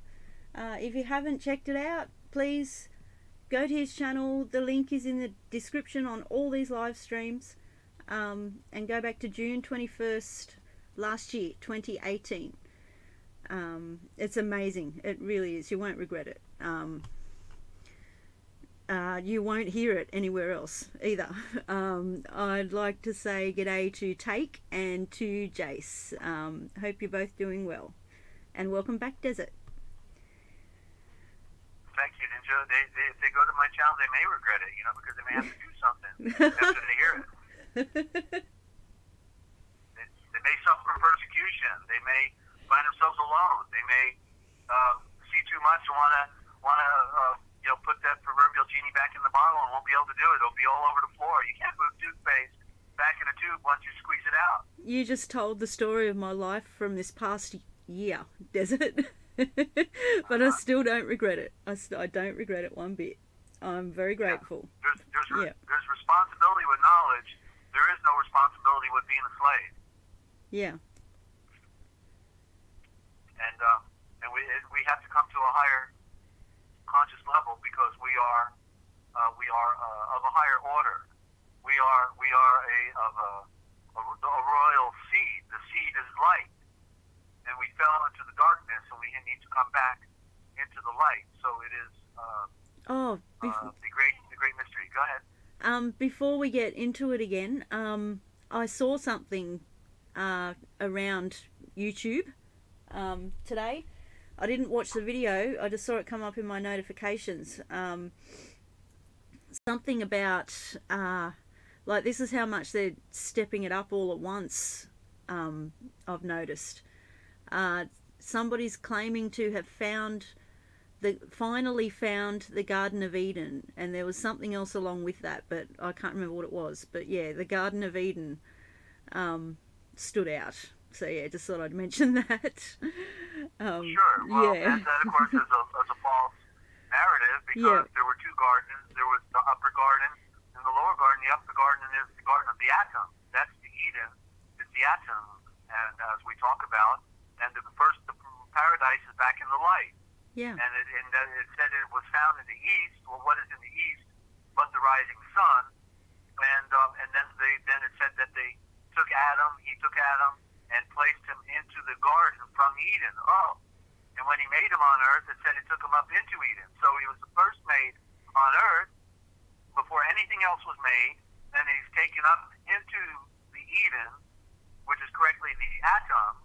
And so there was nothing made on earth. So the garden, that paradise, could not be on earth according to the scripture because there was nothing here. Yeah. There was no garden. There was no tree. There was no flower. There was just water and earth. Yeah. And he was taken up after he was made here, first made on earth, placed into the atom, falsely called Eden, and that is the true paradiseia, that is the true essence of life, which is just spirit. And he was taken out of the garden, and that's when of the Eden, which is correctly the atom, and it said that he fell asleep when he was placed into the lower garden. He fell asleep. Why? Because he was now toting around that dense matter with his dense brain. Couldn't see straight anymore. Yeah, I just want to... sorry. Yeah. Well, it's a simple narrative once we know it, right? Yeah. I just want to add to that more evidence that this world is on repeat and everything is fake. I live 2 hours away from a place called Eden, which is in the east. So yeah, I know where Eden is too. Yeah, apparently. Yeah. When I saw it clearly, I was driving an 18-wheeler from Boulder, Colorado, down to Laredo, Texas, and when I was going back into the Panhandle of Texas and saw all the farmland, that's when I realized that the earth was the garden. And I said, wait a minute, we're in the garden. Whoa, what a revelation! We never left the garden. The lower garden. And then at the same time I'm having this vision, I end up going to one of the most beautiful valleys in Texas, and with a river going through it, and it took me right to Eden. And so literally at the time that happened, wow. I woke up to the fact that we were actually in the garden, Yeah. and ended up down in Laredo, which is the raid on the Mexican border. So we never were told we're in the garden. You know, they're keeping all these things secret from us because we're slaves. Yeah. We're not worthy of this knowledge. You know? We are not worthy. No. And hello, take the old devil. Take the old devil and what? Take the old devil and, you know, do something with him. Get rid of him. The adversary. That's Teresa. Hey, Teresa, good to have you. And Jason in Montana. I don't remember if I've seen Jason here before, but yeah, he's stopped in. He's stopped in before. He's cool. Yeah. Okay, great. Great. Well, we do take callers, just so y'all know. Yep. Okay. I'm gonna have to pay somebody to call in. You know? Hey, you get just to make it look interesting. You get interviewed on another channel or get your channel going again, you know that I'll be there every stream. So sure. Yeah. I've got to remember that password. You know, I'm having trouble with that. So anyway, things will come together. Yeah. So we're talking about beef and the wild beef. Okay, so symbolic of the unruled baser passions of the lower nature. Fuhe invented nets for fishes and snares for wild beasts, in the use of which he instructed the people for the twofold purpose of supplying their wants and procuring victims to offer in sacrifice. Well, that's an interesting idea. And that came out of China. And now it is that the scheme of the logo in astral mechanism comes to be developed in the soul, which is to be used by the ego in gathering the facts, fish, which it is necessary that he shall collect through sensation for experience. The wild beasts symbolize the baser passions, which are to be checked and so transmuted through the gradual growth of the self within. The people, in quotes, are the undeveloped instincts and activities which are to be disciplined and used as means to the end of self-realization. The supplying of the wants is realizing that the powers which within are to be utilized only for the highest purpose, only to be utilized the wants and needs within us, in realizing that these powers within are to be utilized only for the highest purpose. And this is the attitude that becomes the offering up of the self, the sacrifice, or consecration of the light to the one in return for his own sacrifice. We all become sacrifices. These fierce wild beasts are terrestrial dark natures to whom the Chaldean oracle alludes, which says that the wild beasts of the earth will inhabit your vessel. Those are the lower natures. Those are the psychopaths. Those are the insane.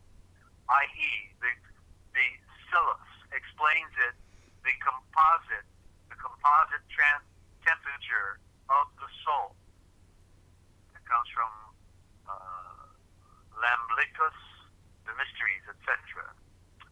Man begins his inward career to use a sentence of Amiel as the tamer of wild beasts, and these wild beasts are his passions.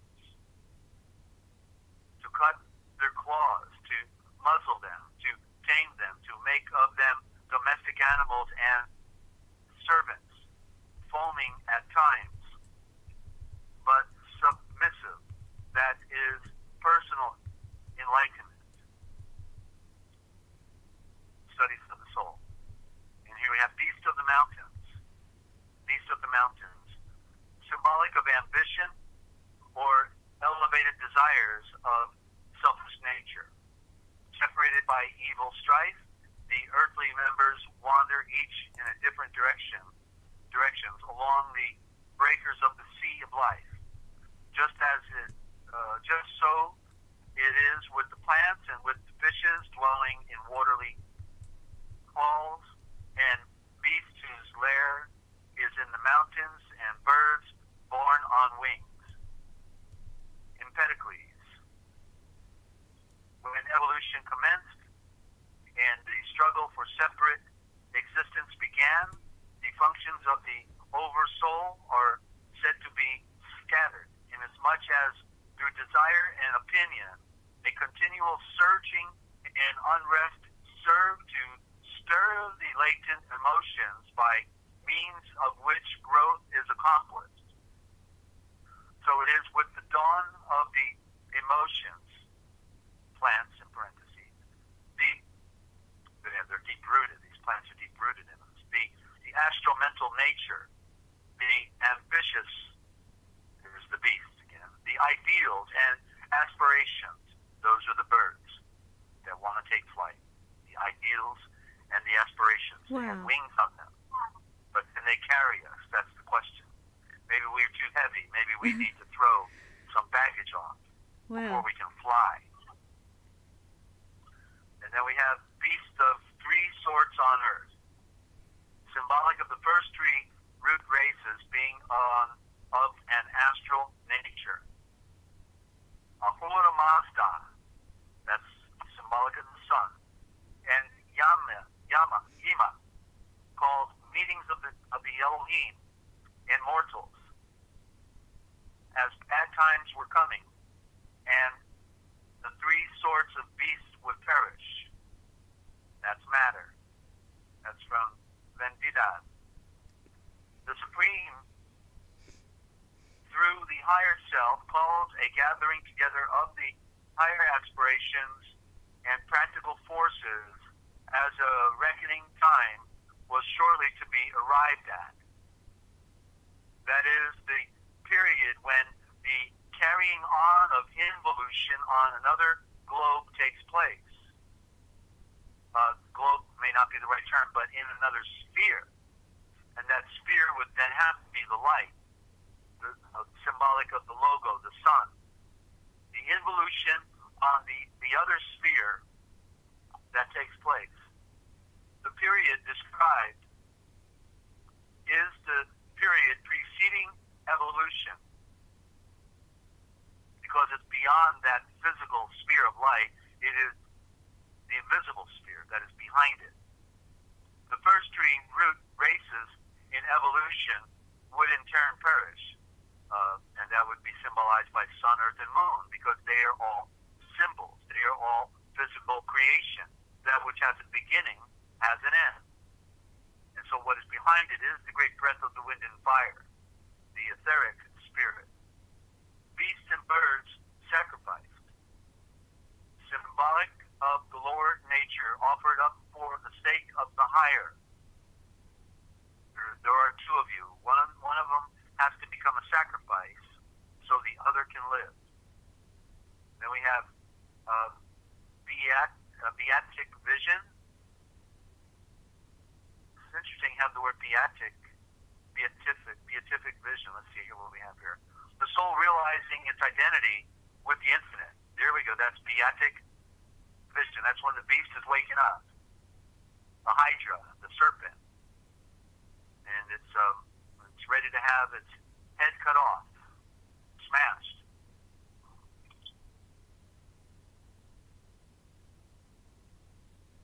The first stage of progression from the hideousness, or the hiddenness, of the unrevealed Elohimic head, the most potentially enlightened head, is made through the great intelligences, which are nearest to the great Elohim. These beings have first-hand illuminations.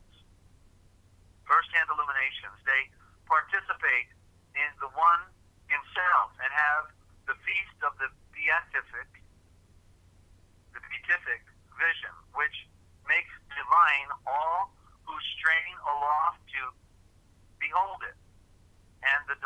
energy which bubbles forth from the Elohimic state is passed on by them to the next rank, and so on down, until every existing thing participates in the beautiful, i.e., in the Elohimic state.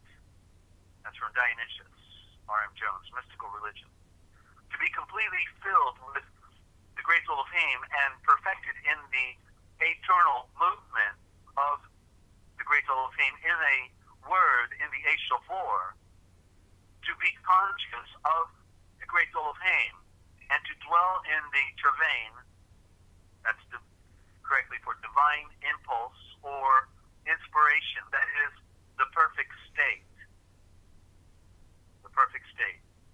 That is with the one. And then we'll do one more, the Beatrice of Dante. Dante had the tragedy. It was very tragic. All of his Vatican illusions that he crafted. A symbol of wisdom, the Buddhic principle, the fountain of all virtue and intuition. Beatrice of Dante. Okay, that's a metaphor, obviously. He said, see Helen and see serpents and sparks. So here's one more. Beauty and ugliness, symbolic of attractiveness and repulsiveness. A symbol of Bevrexia, a symbol of a state of confidence in the higher.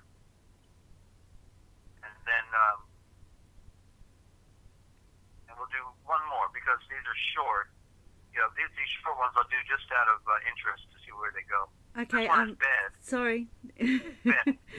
Okay, so we all go to bed at night. What? Yeah. You want to jump in? Yeah, before you go further, while it's in my mind, the movie Dante's Inferno came to mind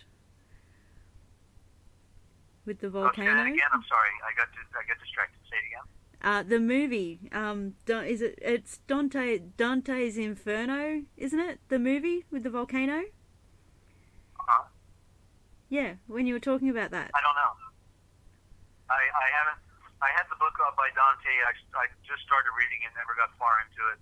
So there's a movie, you say? There's a movie about a volcano called Dante's Inferno. It's not a new Is that one. on YouTube?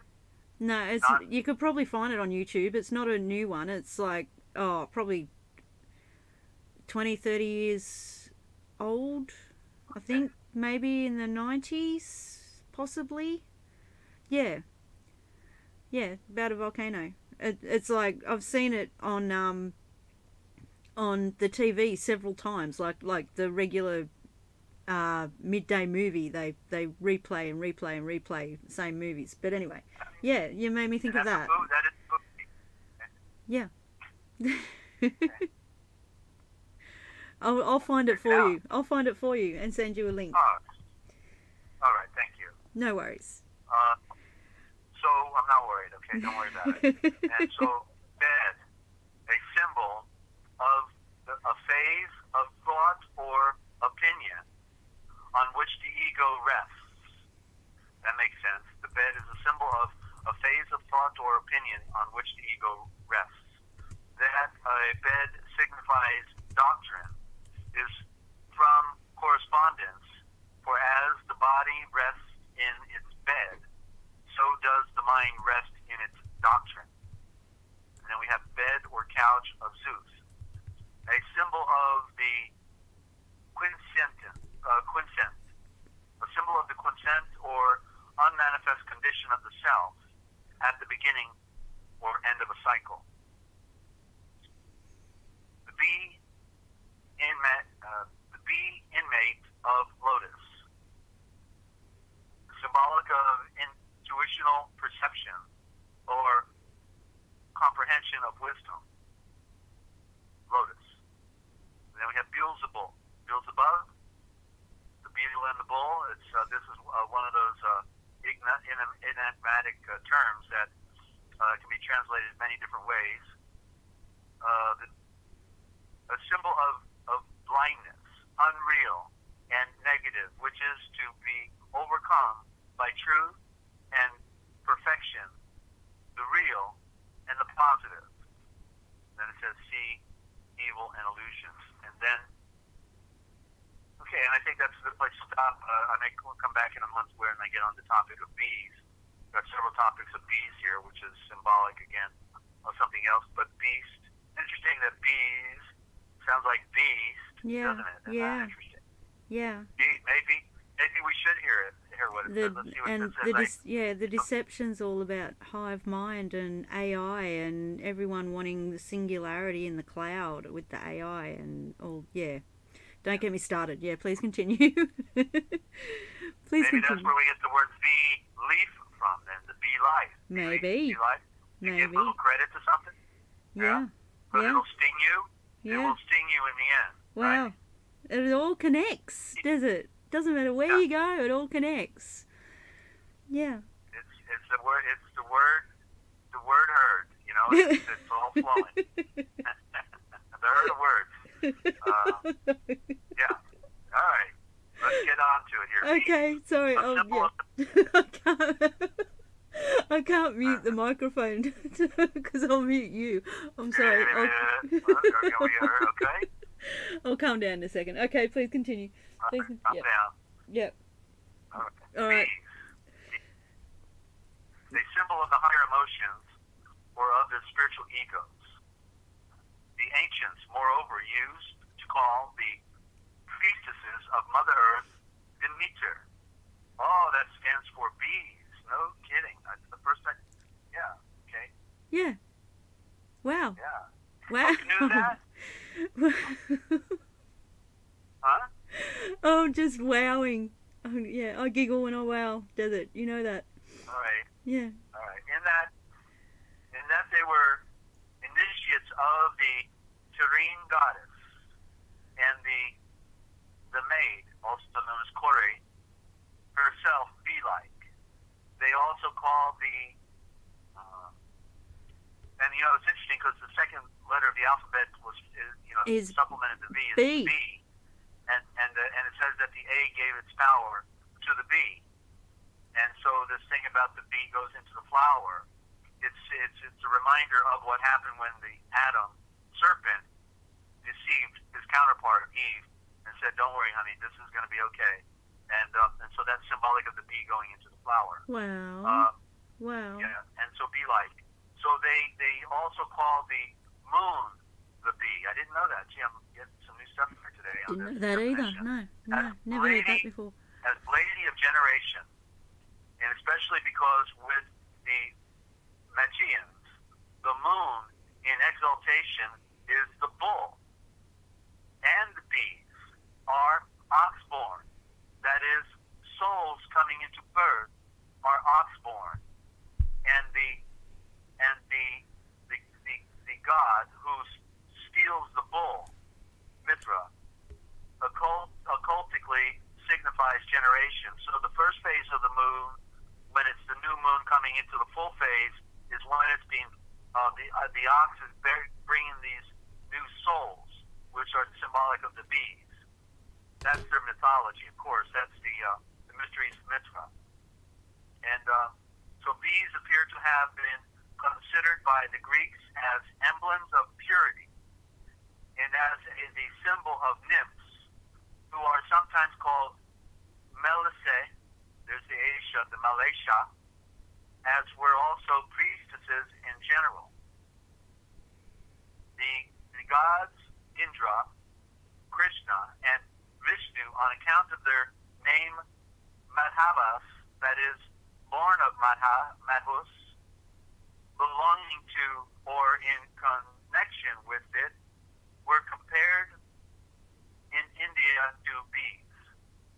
The bees as making and carrying honey. Manukras is especially the moon. Is as sucking it is especially the sun. That's the Zul mythology. And the priestess and the bee, again, bringing us the honey, what is sweet. What's interesting is that which carries with it the sting of death, which is also what the bee symbolizes, is also bringing us that which is sweet, you see? So we all have the sting of death. Yeah. We We all were stung. And yet what the bee is bringing us at the same time is the honey. Yep. If we can taste it and eat it, right? Yeah. I've written down some stuff too, so when you're ready, please continue. Okay. Yeah. So the priestesses of Demeter, the bee, signified, so these are the priestesses of the bee, signify the emotions of the Buddha. That's of the light of the sun, the higher emotions. That is the higher emotions of the soul. Yeah, just was stating it, and there it was right in the words. The moon, in its higher exaltation aspect, is a symbol of the Buddha, or reflecting the sun, which is allied with the self, the bull, also known as ball. The ball is round. That's where it comes from. The higher emotions, being the bees, are from the Buddha, oxborn, meaning power, meaning brought by power, by great power in this great mystery, as also are the spiritual egos, Atma Buddha, descending into incarnation. The self steals the archetypal man, the bull mithra. When he becomes the bull, is also, is our body is the bull, just like it's the serpent. Our body is also the bull, and just like we're supposed to be the ram, and also a lamb. We're all these metaphors. The self and also owls. Let's not forget the owl. Can't forget the owl. And self steals the archetypal man, bull mithra. When he becomes the myriad selves, the myriad selves of humanity, the higher self in his active aspects, Indra, etc., is comparable to the higher emotions, bees, which produce wisdom and love, honey, as food for the soul.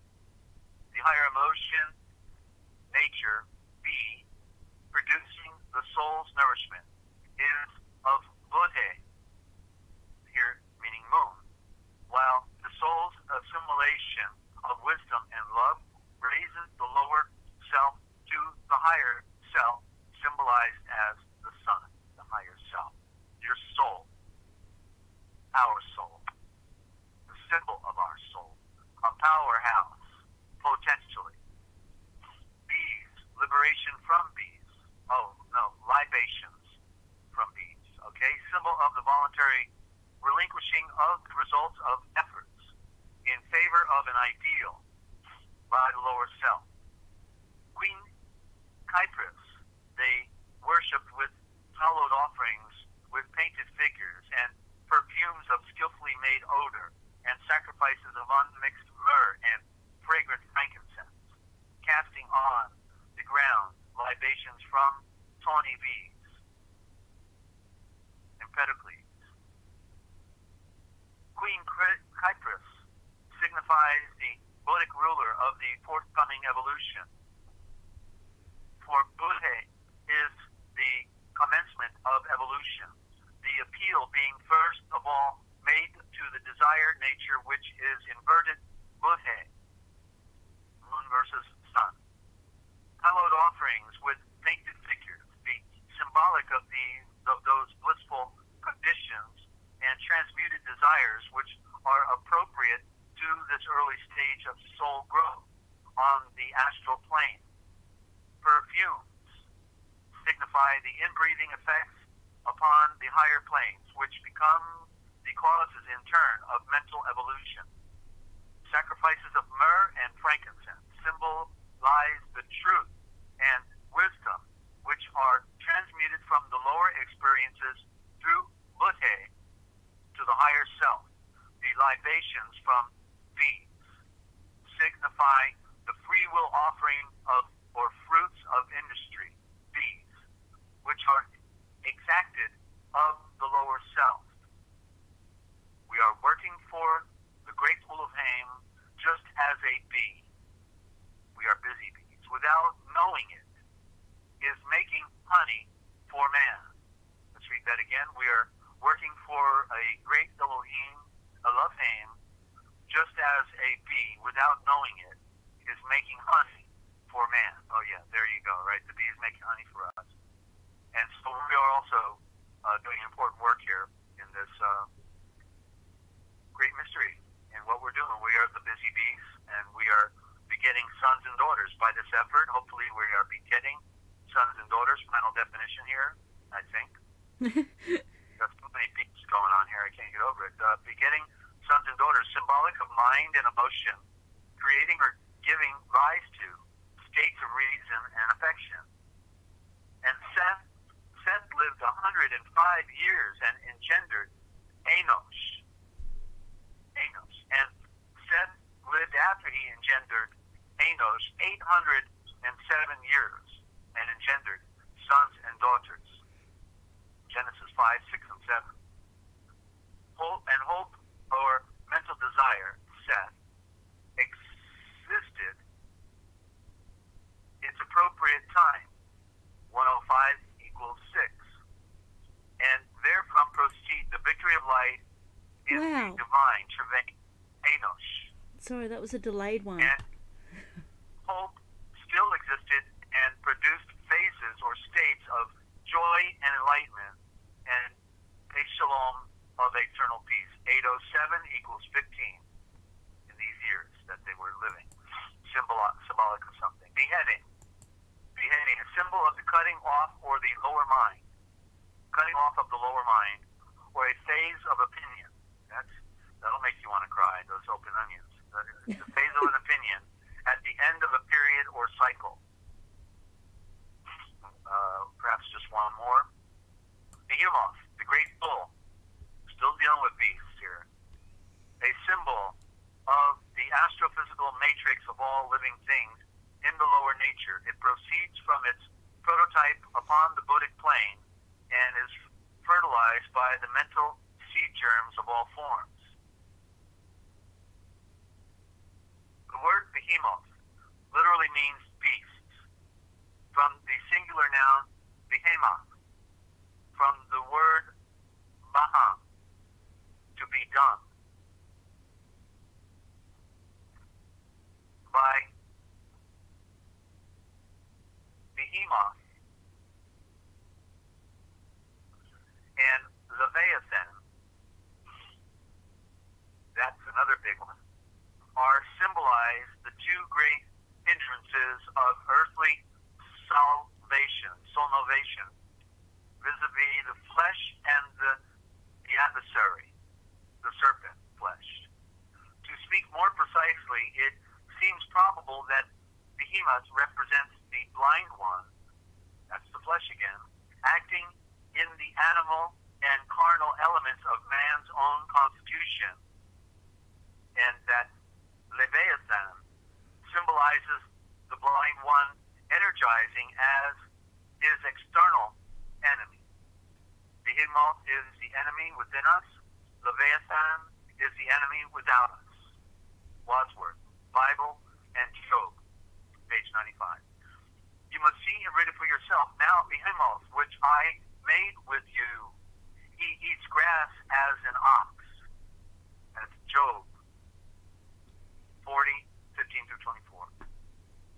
The astrophysical nature is said to be made in alliance with the mental nature and to have its life awakened by the faint aspirations of desires, known as grass, and on the lower planes, its manifestation, strength, is in the lower nature, loins and belly, etc. It is the means whereby the divine travail scheme of soul probation is to be carried out, chief of the ways of the great old hand. The sword of the spirit, or divine will, being exercised upon it. Hail, pure anointed bull, beneficent, who makes increase, who dost bestow thy gifts upon the faithful. Hail to thee who Ahriman kills. Ahriman was the antithesis to Ahura Mazda, I believe. That's the Benedicta. Okay, the phototype, the last bit here, the prototype of the lower quaternary being on the Buddhic plane, it is said to die on its descent to relativity, Ahriman, on the lower we have through Abraham a promise to receive a gift, as it contains the promise and potencies of perfection. Oh, they don't want to talk about that. It bestows the higher qualities upon the faithful in proportion to their efforts. In proportion to their efforts. In the names Behemoth and Leviathan, sometimes given respectively to this bull and fish of the Ottoman Sufi cosmogony, we seem to recognize the Behemoth and Leviathan of the Book of Job. That's Histories of Ottoman Poetry, Volume 1, page 39. And, okay, so we'll just post that right there. Ninja, back to you. I did write some things down. I'm just, I'm always so, like, my jaw is on the floor, does it? As per usual. Thank you. When you were talking about bees and the moon, okay, I've just written, like, just quick notes. I'm just trying to understand what I just wrote. The moon is white, and you mentioned the bull as well. Is that, I can see quite a few years ago now, I think it is, the Native American Indians, a white bull was born. Is that where the significance of that comes from? You mean the white buffalo? The white buffalo? Yeah. Well, they see it mystically because it's part of their tradition, and that would be for primitive ideology. Then certainly that even there was I just saw the other day on a YouTube a white moose. Really? Even a white moose with the same, albino moose. So they see these things happening at a specific time. Yeah. Which is very relative to what we're going through within our cosmogony and the end of our world here, right? Yeah. I see it as the American Indians having a knowing, just having a sense of knowing, even if they don't know the full story, the big picture. They have a knowing, like they have a connection, more of a connection. Yeah, but I wouldn't say that, most of the pure traditionals that are, for instance, here in North America and Canada, they preserved through generations the true elements of their tradition. And again, just like in our scriptures, it's preserved by symbol. Yeah. So the story is preserved by symbol, and therefore they didn't lose the meaning. Sometimes the meanings get watered down, or maybe they're also rediscovered. Yeah. But the point is that they know very well where we're going. They know, in other words, from a pure tradition, just like the famous speech of Chief Seattle. Who do you think you are that you want to sell the land? Sell the land? How can I sell my mother? How can I sell the river? How can I? You see, and so these profound truths are universal truths.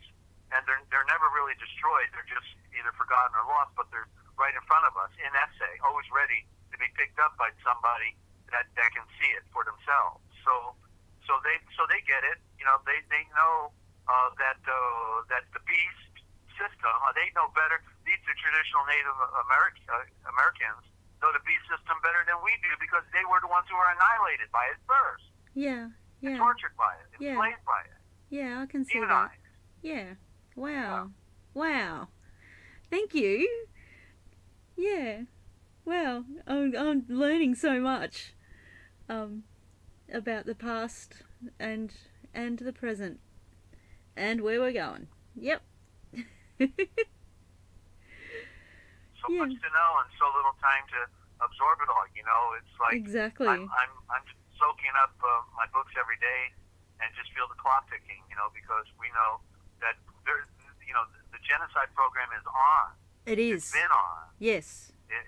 Yeah, and so they've perfected it, and now they're with their little machinations, just like what they did to Paradise, California. They committed genocide against mankind, and they did it.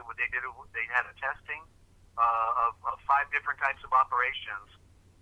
Nanotechnology, ray, different types of ray energy. Yeah. That this like I said earlier, they're going to unleash the entire bucket of rocks and have a party. They're going to, every technology they got, they're going to turn it all on at one point, and it's going to be utter chaos. And so the only hope that we really have, you're not going to stop the beast. Once a beast, always a beast, and he's bigger. They've been doing this for thousands of years. Okay, they've been doing it since the Watchers fell, which was the Aryan race that had all the secret knowledge from Adam about how the entire cosmos operated, and they used it to create a matriarchal society, a false, a matrix within a matrix. Nature itself is the matrix. Then they created the civilizations that, and they knew how everything operated. We didn't create the civilizations. They used our labor. Go cut some stones, slave. Go cut those trees. And they told us how to build it. We followed their blueprints, and so they're being used. They are the scapegoats. That's why they're not going. That's why they claim to be of the light, but they're not of the light. That's why the Aryan, when he was supposed to represent the light, we find out is where we get the word arrogant from, because he thinks he's better than everybody else. Hi, Shannon, again. But yet he's no better than anybody else. And we're all in the same boat together. It's just that some people find the ego so important, because they're going to serve themselves. That's all they can do, because they certainly don't want to serve the light and the great spirit of life. They're enslaved in their own serpent, in their own body. So there's a cycle that continues, because they pass it on generationally through the initiations of the secret society. I would almost practically want to say, once you drank your first cup of blood and got high off of it, there's virtually no going back. I would imagine it's very hard to go back once you've had your first intoxication of a cup of blood of a child, or of a teenager. I can't even imagine doing it. Like, I can see how innocent people can be led into that. I can see how people are born into that. I can see that, like with all the mind control that's going on. But on the other hand, I can't imagine if somebody put a cup of blood in front of me. I can't imagine doing it, and I can't imagine not wanting to go back after doing that. Yeah, it just wows me. Yeah. Sorry. Yeah, it's Elliot, Smith, and Jones, the two names for their spy movement. That's why we got Smithsonian, Schmidt, and the Deutsch. Schmidt is hammering the steel. He's working it out, and so that's why there's more Smiths going around here in America, because that was one of the names of the secret agent, Mr. Smith. Oh, remember that was in the movie The Matrix, Mr. Smith, I presume. Yeah. And he was like everybody else. He was duplicated. How many Mr. Smiths were there, right? It was endless. Yeah. Yeah. Endless. Yeah.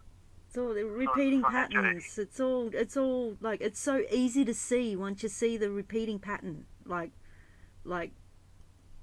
you said, it's in nature. It's the nature of this world, and it's the nature of the deception, because the deceivers know the nature of this world. It all connects. Yeah. Does that make sense? Right. There, the way the layers of the onion.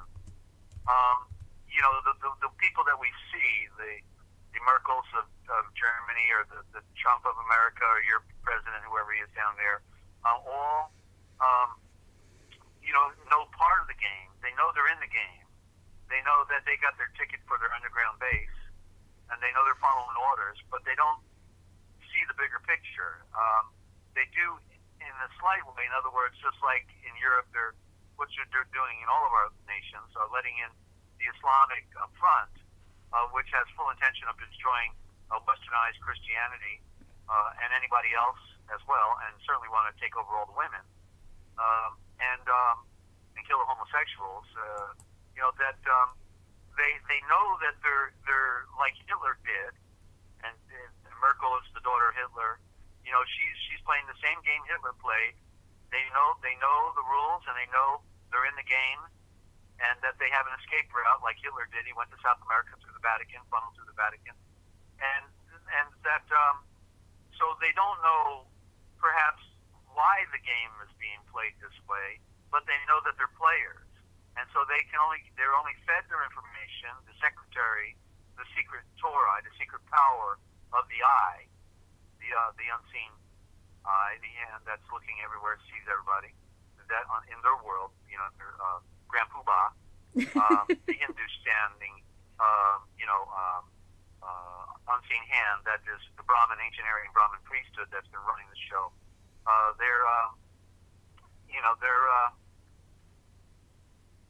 They're participating, and yet they don't. They maybe they do, maybe they don't. We don't know, but they know they're destroying their world. They do know when they're infiltrating all of they're destroying their culture. In other words, how beautiful was the Scandinavian culture? How beautiful was the German culture? All the different European cultures had their own quality. The Spanish, the French.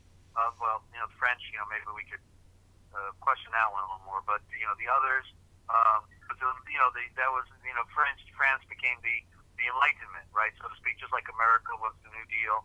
So the Enlightenment came, false Enlightenment, we should say, came to France. But these pure cultures, they're destroying the bedrock of our cultures, and that's and so they know that, and they don't care, because they got to do what they're told, or they're not in the game. And in fact, they'll be reprimanded, and have some things happen to them. They'll certainly be on the outs with the the nighttime club that they're playing with, and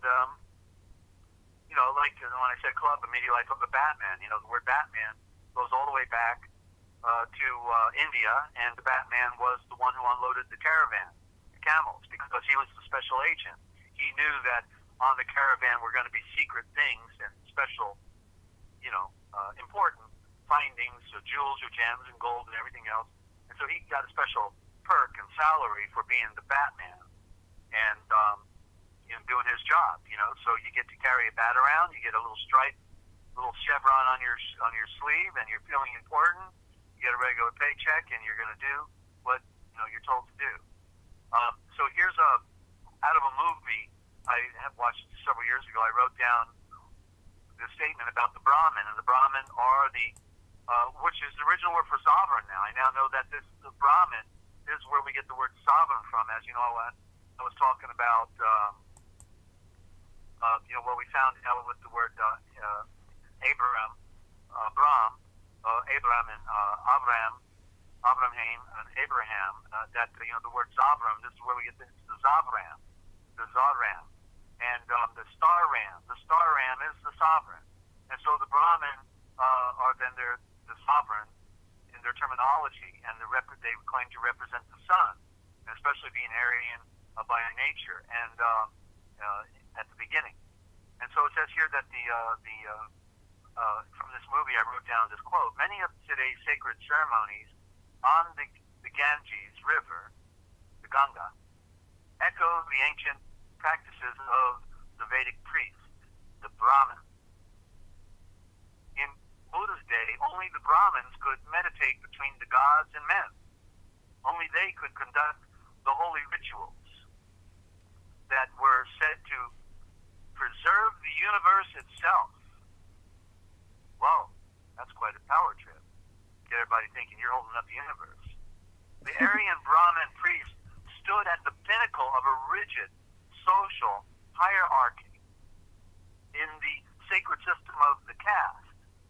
Beneath them were the Celtic warriors, the redhead spotted, the puppet kings, the leprechaun who gets his pot of gold, and then the caste to which the Buddha belonged. That was it. That was his class. He was a warfaring prince. Below them were the yellow farmers, and at the bottom were the black slaves. And still lower, we found the outcast, the outlaw. And you can do anything you want with him. Okay? And so then we have another quote from the movie Moses, similar ideology. And I wrote it down again because they're giving out their, you know, their truth in these B-rated movies and a lot of these different movies that we watch. And most people miss it, but I don't. I'm looking for it. And so here, when Moshe in the movie, Moses goes into a temple there in Midian, and it's a Mitzrayim, falsely called Egyptian temple, and the priest comes in and talks to him when he was little, and he remembers it. And the priest said to him, Pharaoh Agnatim said there was one God for Egypt and another God for the other people. If the idea of God had any meaning, there could only be one all-powerful God. Yeah, yeah. But if men started to question what they were being told to believe since the world began, what else might they not begin to question? One God? A ridiculous idea. For better that there should be as many gods as there are many men, if only to keep us priests employed, for sure. Wow. Yeah. And I meant to say that a bit a bit clearer. Polytheism is created for our conversion. They all know there's only one. Yeah. That made all things, you see. But they created polytheism to divide our attention and to get us confused. Okay? Here's another one about Alexander the Great, UFO intervention. The siege of the Phoenician city of the Philistine outpost called Tyre. Most people call it Tyre. It's Tyre. And Alexander the Great was aided by what we call today UFOs. The event was recorded by observers on both sides of the conflict. One of the craft suddenly shoots a beam of light at the city wall, which crumbles into dust, allowing Alexander and his troops to easily breach the defenses of the city and take it. I'm looking at some old notes I took. I don't know where these are all going here. Let's see this one. Oracle, Matrix. The ones doing their job, doing what they were meant to do, are invisible. You'd never even know they were here. But the other ones, you hear about them all the time. Every time you heard someone report of ghosts, devils, or angels, every story you've ever heard about supernatural events, vampires, werewolves, or aliens, is the system assimilating and doing something that needs a good cover. That's cool. So?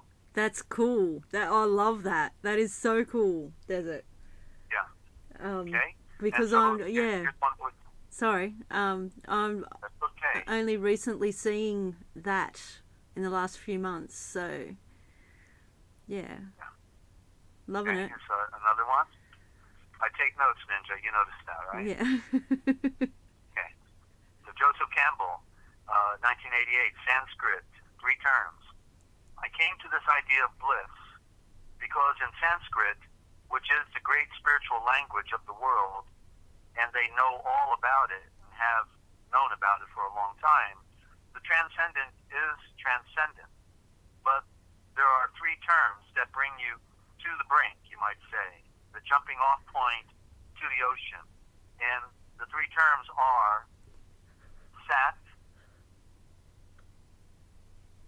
which is Kit, there's your word cat, Ananda, and the term Sat means being, Kit means full consciousness, and Ananda means rapture.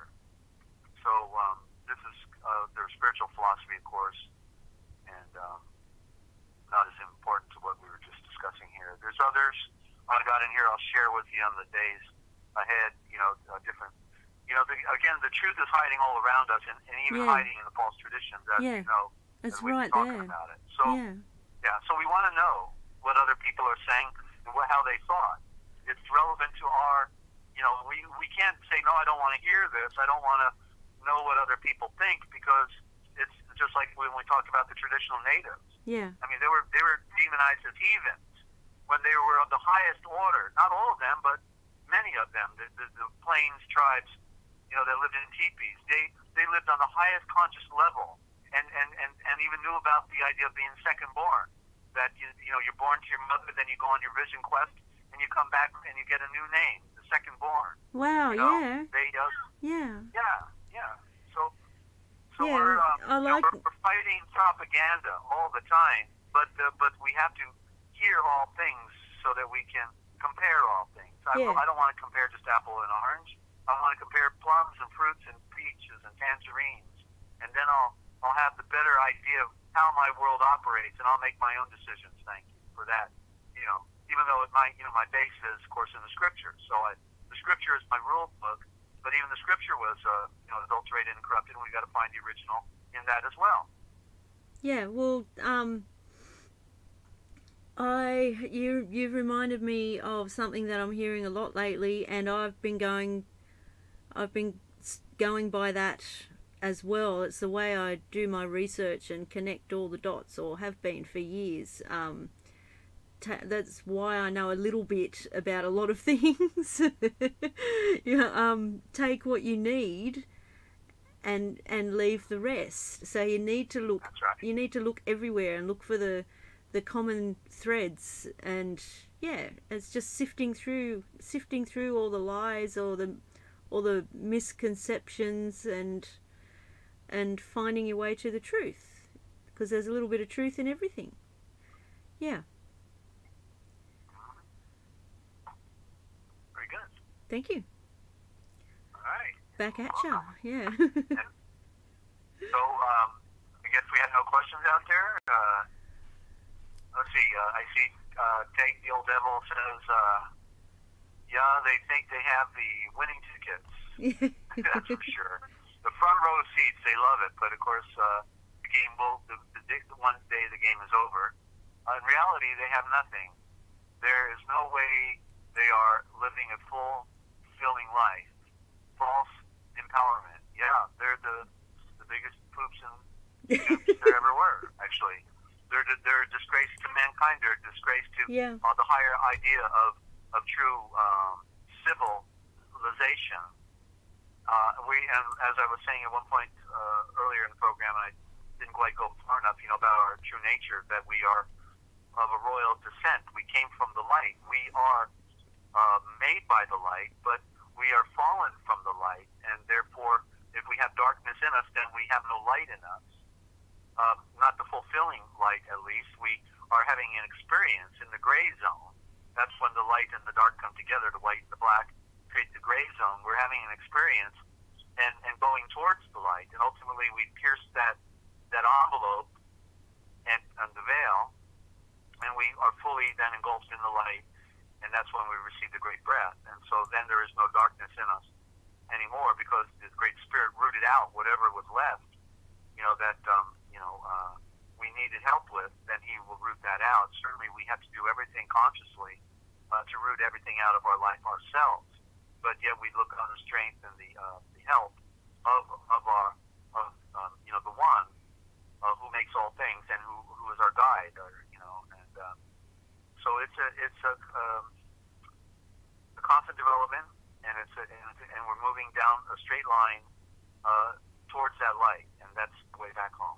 That's the proverbial caduceus with the two serpent, male, female, twisting along the staff, the medical staff, towards that circle of the orb, as if they were crawling on the ground, and the orb was the sunrise coming up. The wings with the wings on it. Yeah. So we're definitely going to have to get some callers, and we're just going to have to stop this and pay a few people to call in here, okay? Because it's getting talked out again. Yeah. Yeah. Oh, well, I know what it's like. I know what it's like to want to call in on a live stream, but be completely overcome with nerves and no words. Yeah. Well, the thing is, our friends are listening, and the thing I know they're all getting. Of course, those who are listening are actually regulars. We have very few newcomers coming in. I don't know why, but maybe the algorithm has set us off in left field somewhere so that we don't get people jumping in. You would think that new people would be. Yeah, they're cracking down. They've stopped people, small channels like under 100 subscribers from being able to do live streams from their phones. So so they're cracking down. So anyway, my point is that they're getting it because they come back, and they're getting their plate filled with some deep soaking it up. Deep thought, and we have to be deep thinkers, because not a shallow thinker is going into the eternal realm. It is by analyzing all things and determining the value of all things, and whether it needs to be on the ship or thrown off the ship, because we have to transform ourselves from the likeness of this world into the likeness of the great Spirit of light that shines for us every day. Just like these songs that we grew up with. I grew up with in the 1960s, 1970s, even in the 1950s. Of course, I was born in '56, but I remember those replay songs that they played on the oldies channel and that. And in all those songs, they captured us. They captured us with a song, and with many songs. And then as I got older and I started analyzing them over the last couple decades, and I would hum the tune and I listened to the words and I said, geez, I can't believe those words are in there, and it's just over and over a subliminal repetition of sexual impropriety. Yes. And then of course we end up with rap. Yeah. And then it's kill your mama and rape your sister or something like that. Yeah, and people are singing about it. Yeah. Yeah. It's so perverted. And then when I was analyzing it, like when I was over the road driving a truck, and I would rather than talk on the squawk box, I'd listen to radio or and see what's out there, just listening. And I'm listening to this rap station, and in between the two rap songs, then all of a sudden, instead of going to commercials, what they have in between two rap songs is "Kill them." Oh, really? Play the next song. Yeah. Oh, yeah. Wow. Kill them. Yeah. So the brainwashing, repetition. You keep listening to the stuff over and over. Just like in Islam, kill the infidel, kill the infidel, kill the infidel, kill the infidel. Well, read that book several times and read "Kill the Infidel" 600 times every time you read the book. I think pretty well it's under your skin now that you have a mind to kill the infidel, right? Yeah, and you made me think of the visual as well. Like, we used to just listen to songs on the radio and on cassettes and records, and then they brought in video clips with the songs. And I remember a significant turning point in my waking up. It was actually Christmas time, and we were visiting when I lived up north on the coast. We used to go to Sydney and visit relatives every couple of years, and we were visiting for Christmas, and everyone was there. It was all happy, Christmassy and stuff. And the TV was just going in the background, and they just recently started up a new show, Video Smash Hits. So they'd play video clips on the TV for half the day, like for the morning, or for the first half of the day. I don't like saying the word morning. And that's when I really started to notice the influence. It was when I first knew about the singer Robbie Williams. I think that's his name. He was singing a song, and he was standing in the middle of a circle of people, and he was ripping off his flesh and throwing it at the people in the circle, and they were rubbing the flesh all over themselves, and that was a significant turning point in my waking up. I tried pointing this out to family members, saying how can they show this on daytime TV, children are watching, and my family members dismissed it. They're like, oh, it's just TV. And yeah, that just wowed me. I couldn't believe the non-reaction I was getting from my family. Yeah. Well, how about that? This is good for you. You woke up. Thank you. Yeah. Yeah, just all little things like that I've completely forgotten, and doing these streams, and just the fact that I jumped onto YouTube when I did, I'm just seeing, like, looking back now and seeing so many little things like that, which are actually significant turning points. Yeah. Wow. Yeah. All right. Well, I guess we've done enough damage making Forbidden History today, right? Yeah. I'd like to also remind people. I want to thank everybody, and also remind people that Desert has put a great effort in helping us, and he is a beautiful, strong human being, and so if you can, please help him out. He's going through a bit of a tough time at the moment, like we all are, and so yeah, all the information, contact information, is in the description if you'd like to help him out with a small donation or a large one. Yeah, you can go to www.therealpublicradio.net and give him a hand. Yeah, I just wanted to say or that. Or the email for PayPal is directly contact@freeamericaradio.com. Okay. Contact@freeamericaradio.com. Yeah, they just raised my rent, so when I get done paying rent, there's nothing left for food, and so I'm in a catch-22. Can't afford to leave, and can't afford to buy the groceries anymore. So we're gonna have to get the translation project going. I've got to learn how to do this word better. I'm still having trouble with word. If there's anyone out there that's expert in the word, I need a little tutoring, because I got a new word system and I don't know how to use it at the moment in this new Windows 7 I have. So but anyway, it'll all come together. I know it's coming together, and so I thank everybody for their prayers, and just don't forget, if you want to know the future, just look for the Forbidden History, because it's all right here, what they didn't want you to know.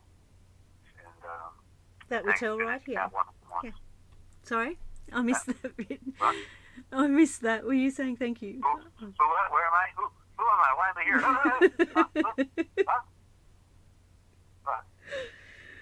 Where are we going? We're going home. That's where we're going. We're going home. Yeah. All right. I want to go home. Yes. Yeah. There's no place like home. That's yeah. Right. And it's not Kansas. Yeah. It's out of this world. And so let's find the light. Let's hit those books. And there's so many pages to turn, and it's endless. So we need to eat food every day. We need to read the truth of our scripture every day, even though it's not the perfect translation. It still reads our truth, and the rest will unfold as the more we purify our heart and our mind and our actions. Okay, so there you go, Ninja. Well, look for you on Sunday, 10 a.m. Eastern time, and it looks like we got a new channel.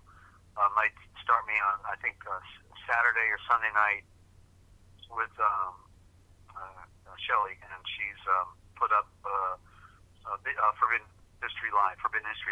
So if you can go there, you can subscribe and be good to go, right? Yeah, there's a comment on one of my videos that I can't access. That's what I was saying to you before. I saw it in the notifications, but I can't get to the comment. Like, it disappears when I try and get to it. So yeah, well, she's going to turn it on for me, and just let me roll. So that's how I'm going to do that particular program. And unless she has a comment or a question, I'm sure one day she will. Yeah, She does good on her own, and listens in all the time, Shelley, and of course everybody else. Thank you for all your comments and thoughts.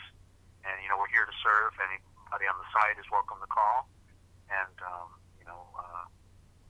just grateful to have this opportunity and to be able to share what's so important to me. And just so thank you, and get some good sleep. All right, and we'll talk to you later on. Okay, creating light for you always, Desert. Thank you. No worries. I'm not worried. You worried? Not anymore. Not anymore, of course not. No worries. We'll see you. Alright, see ya. Okay, you know what I'm going to say. Amazing. Wow, that was so cool. Thank you, Ya Love. Creating light for you and creating light for everybody. Mew Mew, her husband, just everyone at the moment. Lynn, Take, Jace, all of you. You're all in my prayers. Shelley, we'll figure it out. If you can maybe share the channel link in the little Chronicles thingy, we'll share it around. Maybe that's how we can access it. Yeah, because I can't get to it at the moment. So anyway, I'm starting to get a little rambly. That was very powerful. I really enjoyed that. I'm going to put something a little bit different on for the ending. I hope it's the one I'm thinking of. If it is, Ya Love, this is for you. I hope it makes you feel a bit better. I hope it cheers you up a little. Okay, love you guys. Remember, you heard it here first. And this is Ninja Cat 111, the Forbidden History Chronicles. See you Sunday. Love you all.